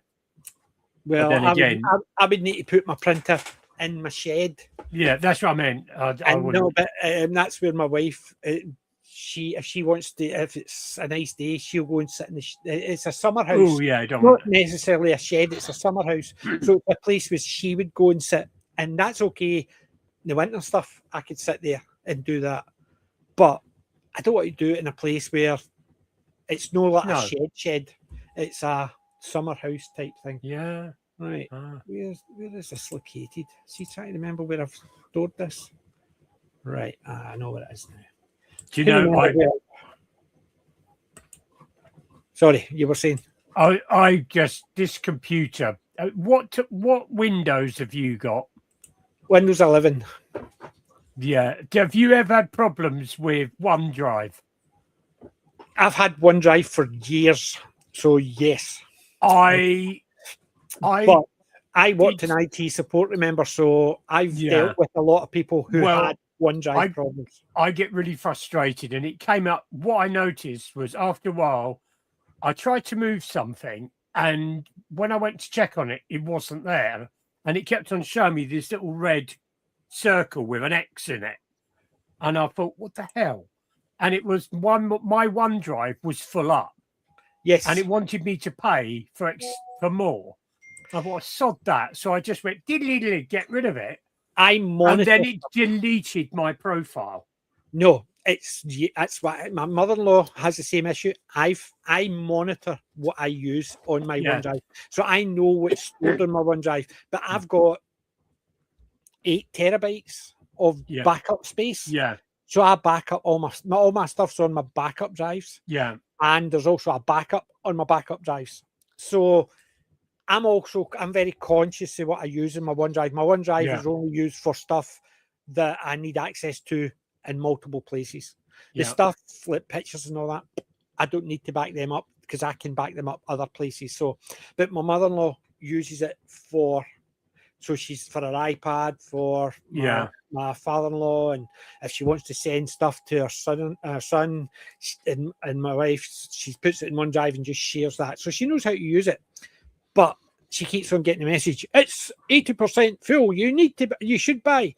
No, what you need to do is monitor what you're using. If you've got stuff in there that you don't care if it gets lost, then don't put it in the OneDrive. Put it somewhere else. Create a folder out with your OneDrive on your desktop, and don't your desktop.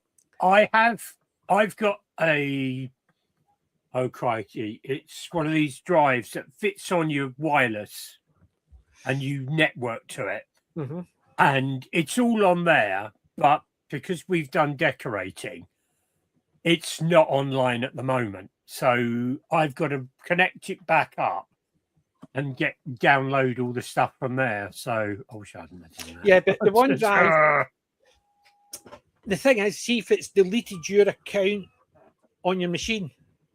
Don't worry. Go into the OneDrive folder. Or log on to your Outlook.com. Log in as your stuff that you log into your OneDrive, and there should be a OneDrive folder. Click in there. If it's still there, not an issue. It deletes the app. It's the same as your phone.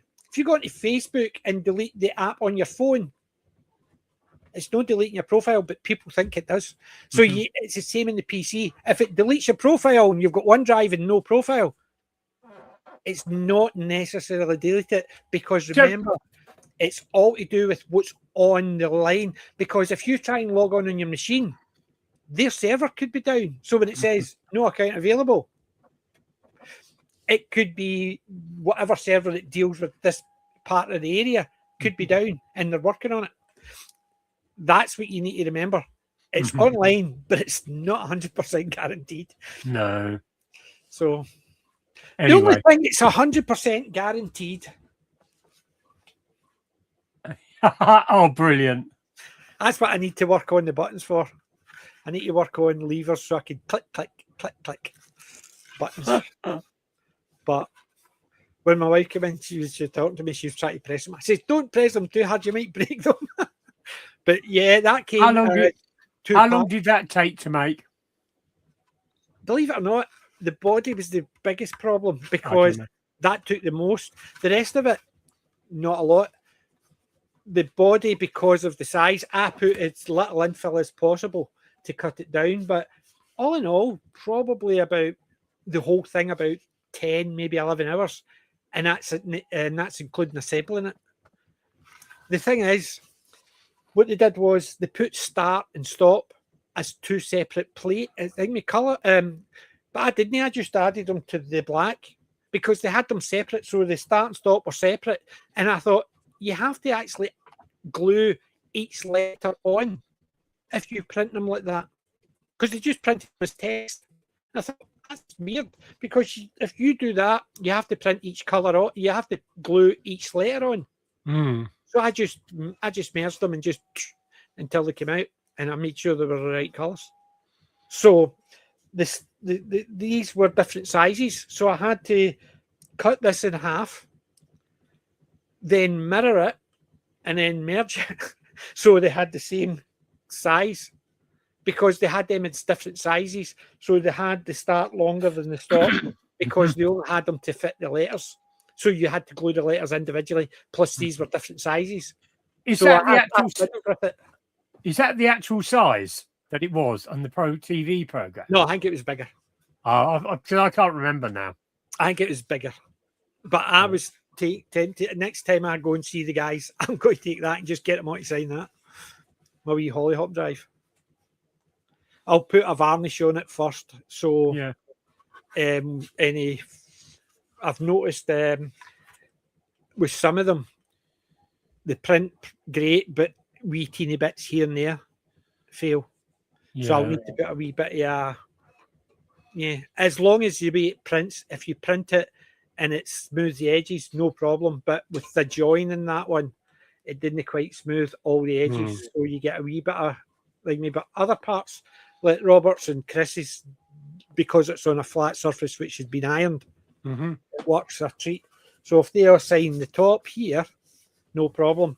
Sides might be a wee bit more of an issue because they're not ironed, as it were. So that's what I'm thinking. But all I need is 4 signatures. Or 2. I could get Norman just to sign it, and that should be enough. Yeah. So, but it's stuff like that. So that's what 3D printing's great for. Doing the stuff that I've always wanted, but I'd never got. That you can't normally get anywhere else. It's the same as, like, I've got the scutters, and I've still got more scutters to print. I saw somebody actually online, printing scutter, STL file, £3.60. Wow. And I thought, you can go somewhere else and get that for free. Why would you pay? Right, fair enough, they're all one colour, but colouring it yourself, not an issue. I did that with mine. I just coloured them myself. So I did. Take an age to print, but yeah. Right. Well, we've had 2 hours. You're going to call it a night now, PJ? Yes. So all in all, what's the one thing you tell people not to do or to do? With your printer? Yeah, well, it's print me, PJ and Miranda. Come on, what else are we talking about? No kids. What I tell them not to do.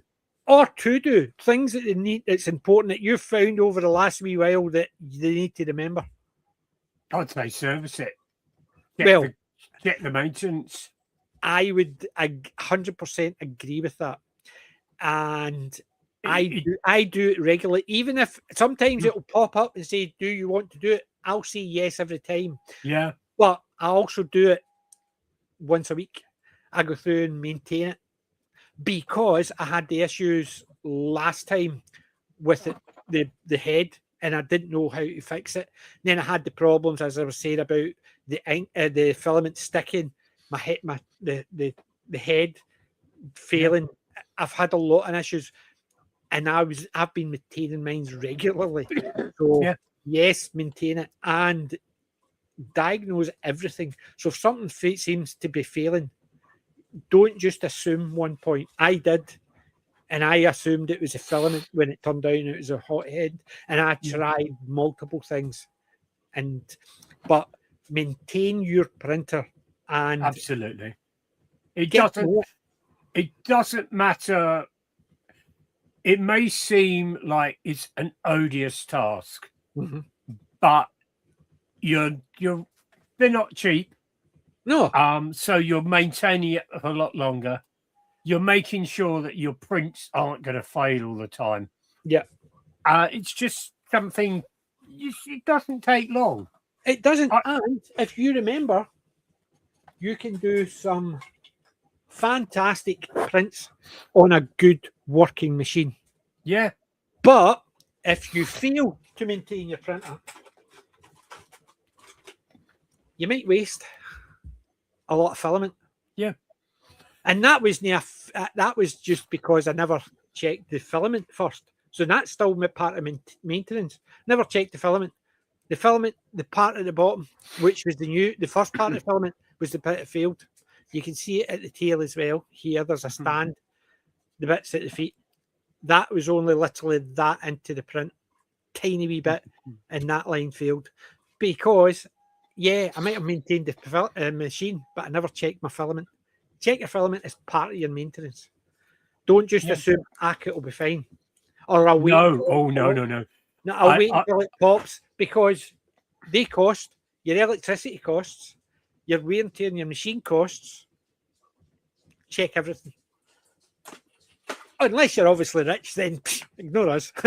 Well, and one of the things I did, mate, is I've got it's this, and it's a guard that goes across your x-axis.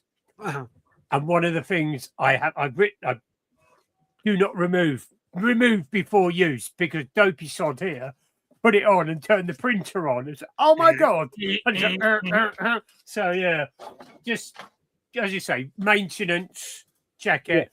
If I haven't yet, and also there was a period where I didn't use this. There were so many reasons I didn't use this for quite a while. Okay, so straight away I did the maintenance again.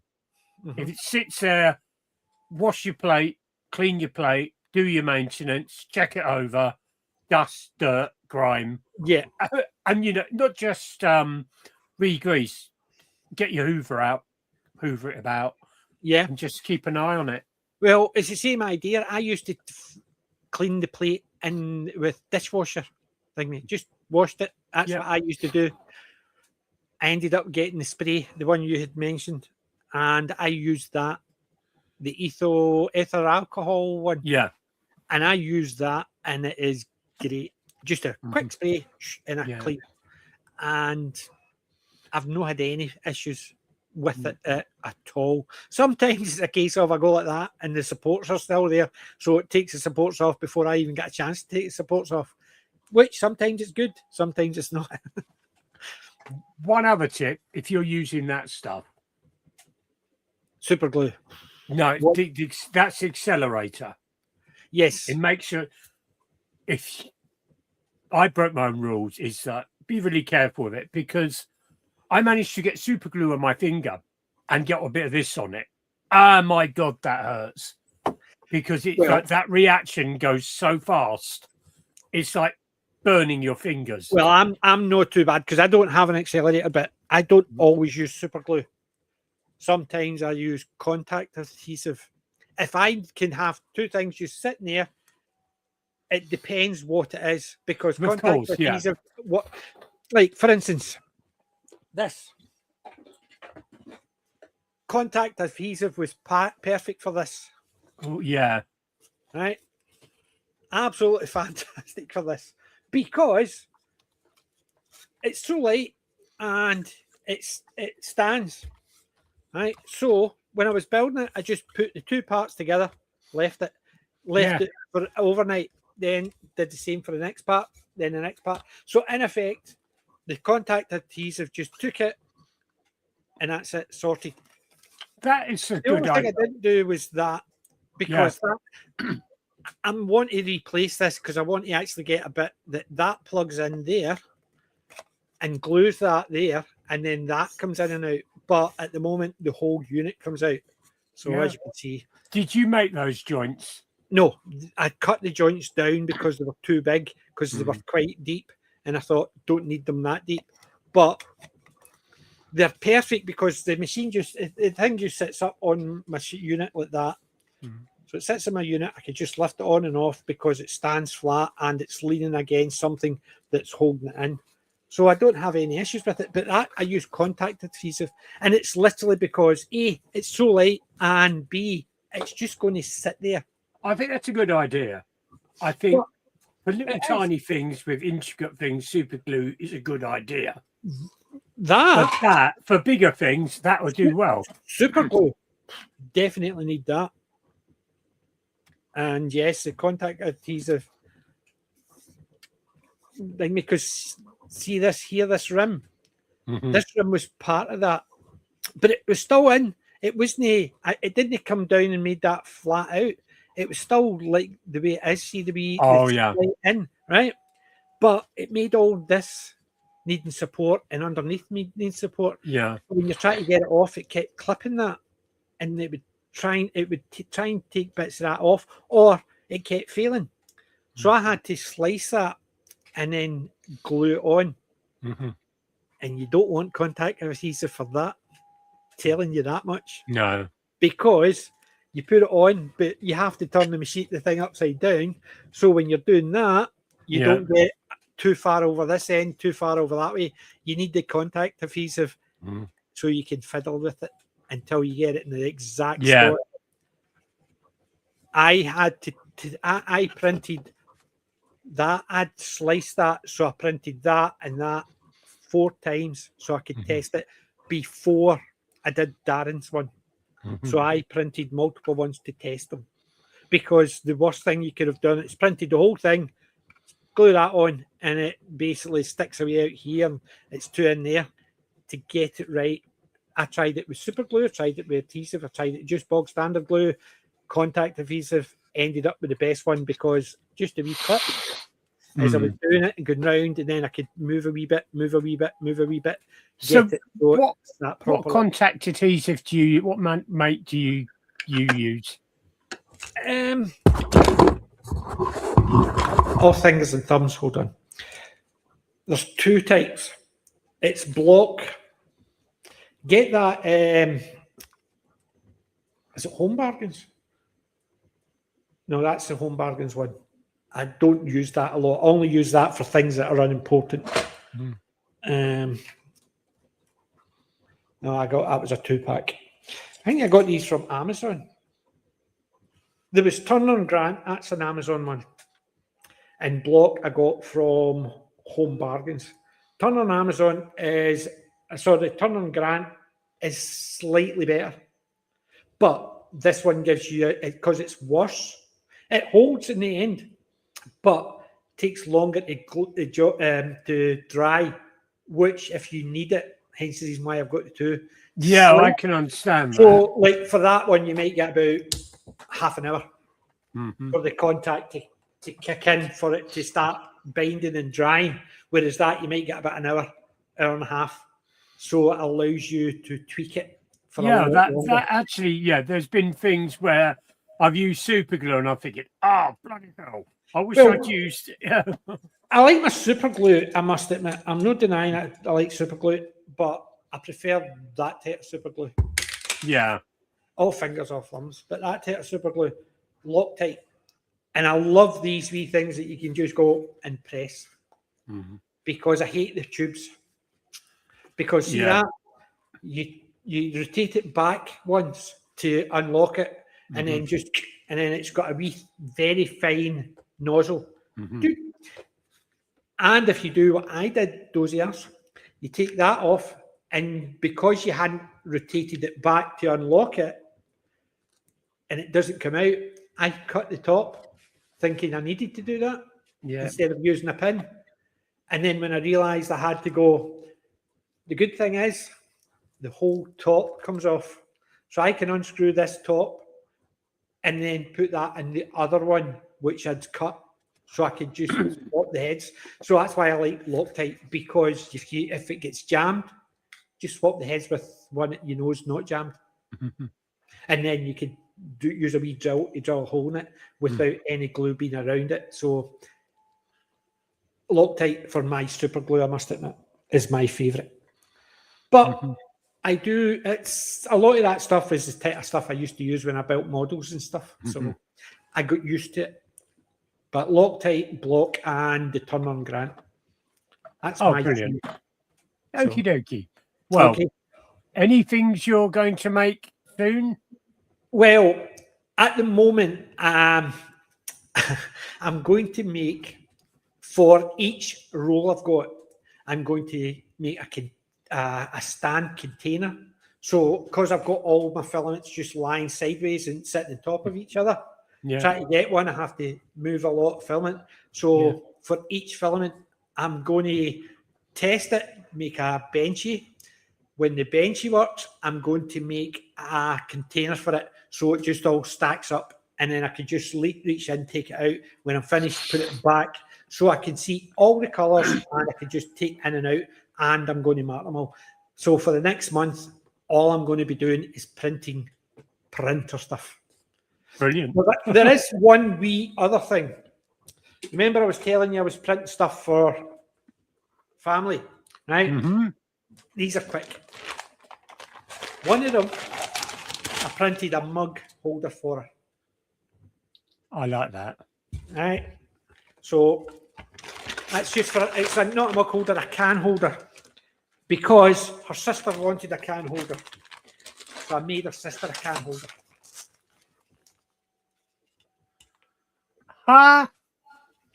That's lovely. And she wanted, her boyfriend wanted a pirate ship. A Viking ship, sorry. He wanted the pirate ship and a Viking ship. Oh, wow. I like that. And they also, I told them to tell us what they wanted. So, a dragon. Yeah, that's a nice one. It's it's a bone white dragon. But the best things I like, they prefer those, so they do. They prefer this stuff. Whereas for me, these are the best. Only for the simple fact is, I thought they were nicer printing. I think Wend and Darren.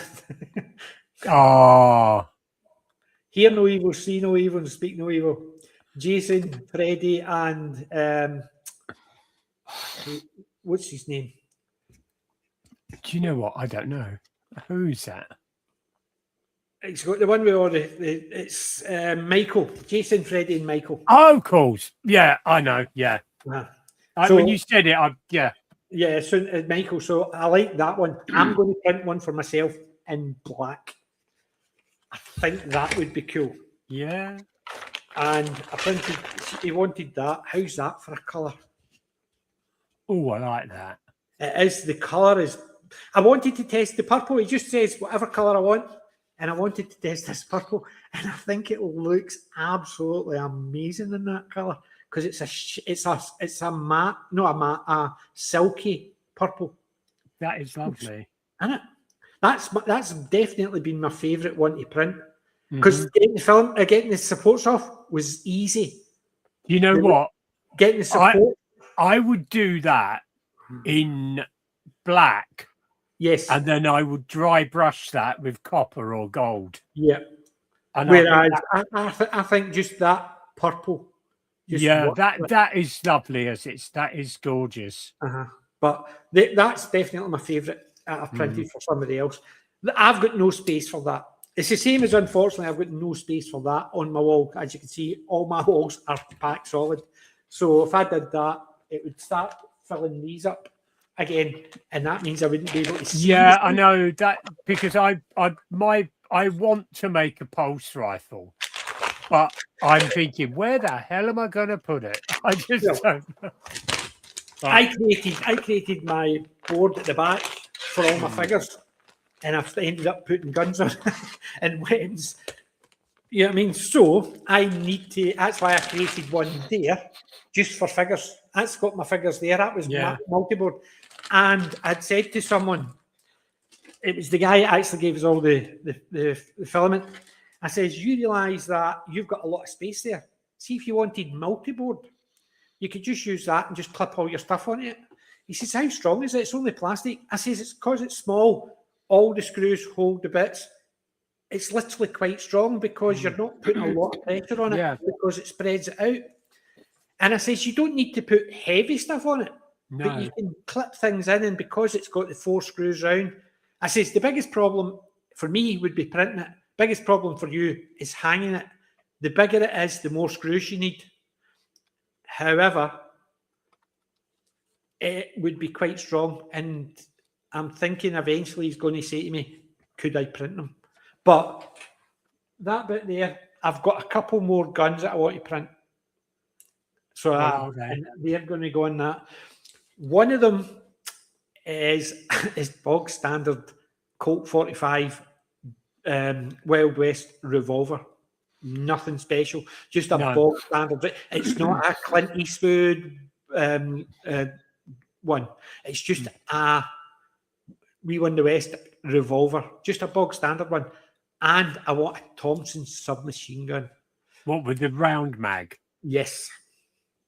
That is going to be a problem for where it goes. Because even up there, because it's going to have the round mag, I either put the Thompson up with a straight mag and have the round mag beside it, or I put it with a round mag. I want it with a round mag. Same as I wanted the Sten gun. Because I had all my action men had Sten guns. They didn't have any other gun. That was my gun when I was growing up. So I wanted that. And that was why it was one of the first machine guns I printed. It wasn't the typical ones you saw. There was Thompson. That was the one I grew up as a kid with my action men. Because it was a lot of the action men came with it. Well, and also you had my action man came with the FNLA rifle. Yes, this SLR. It was and it was the ones you saw on TV.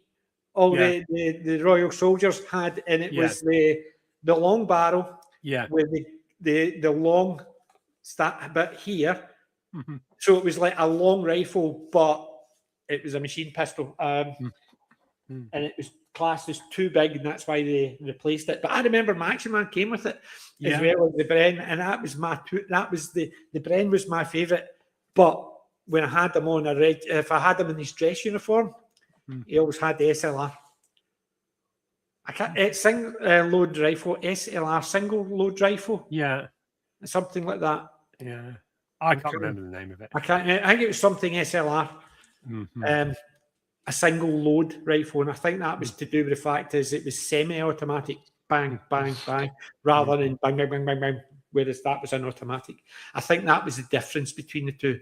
It was classed as a rifle, but it had the semi-automatic option rather than click, click.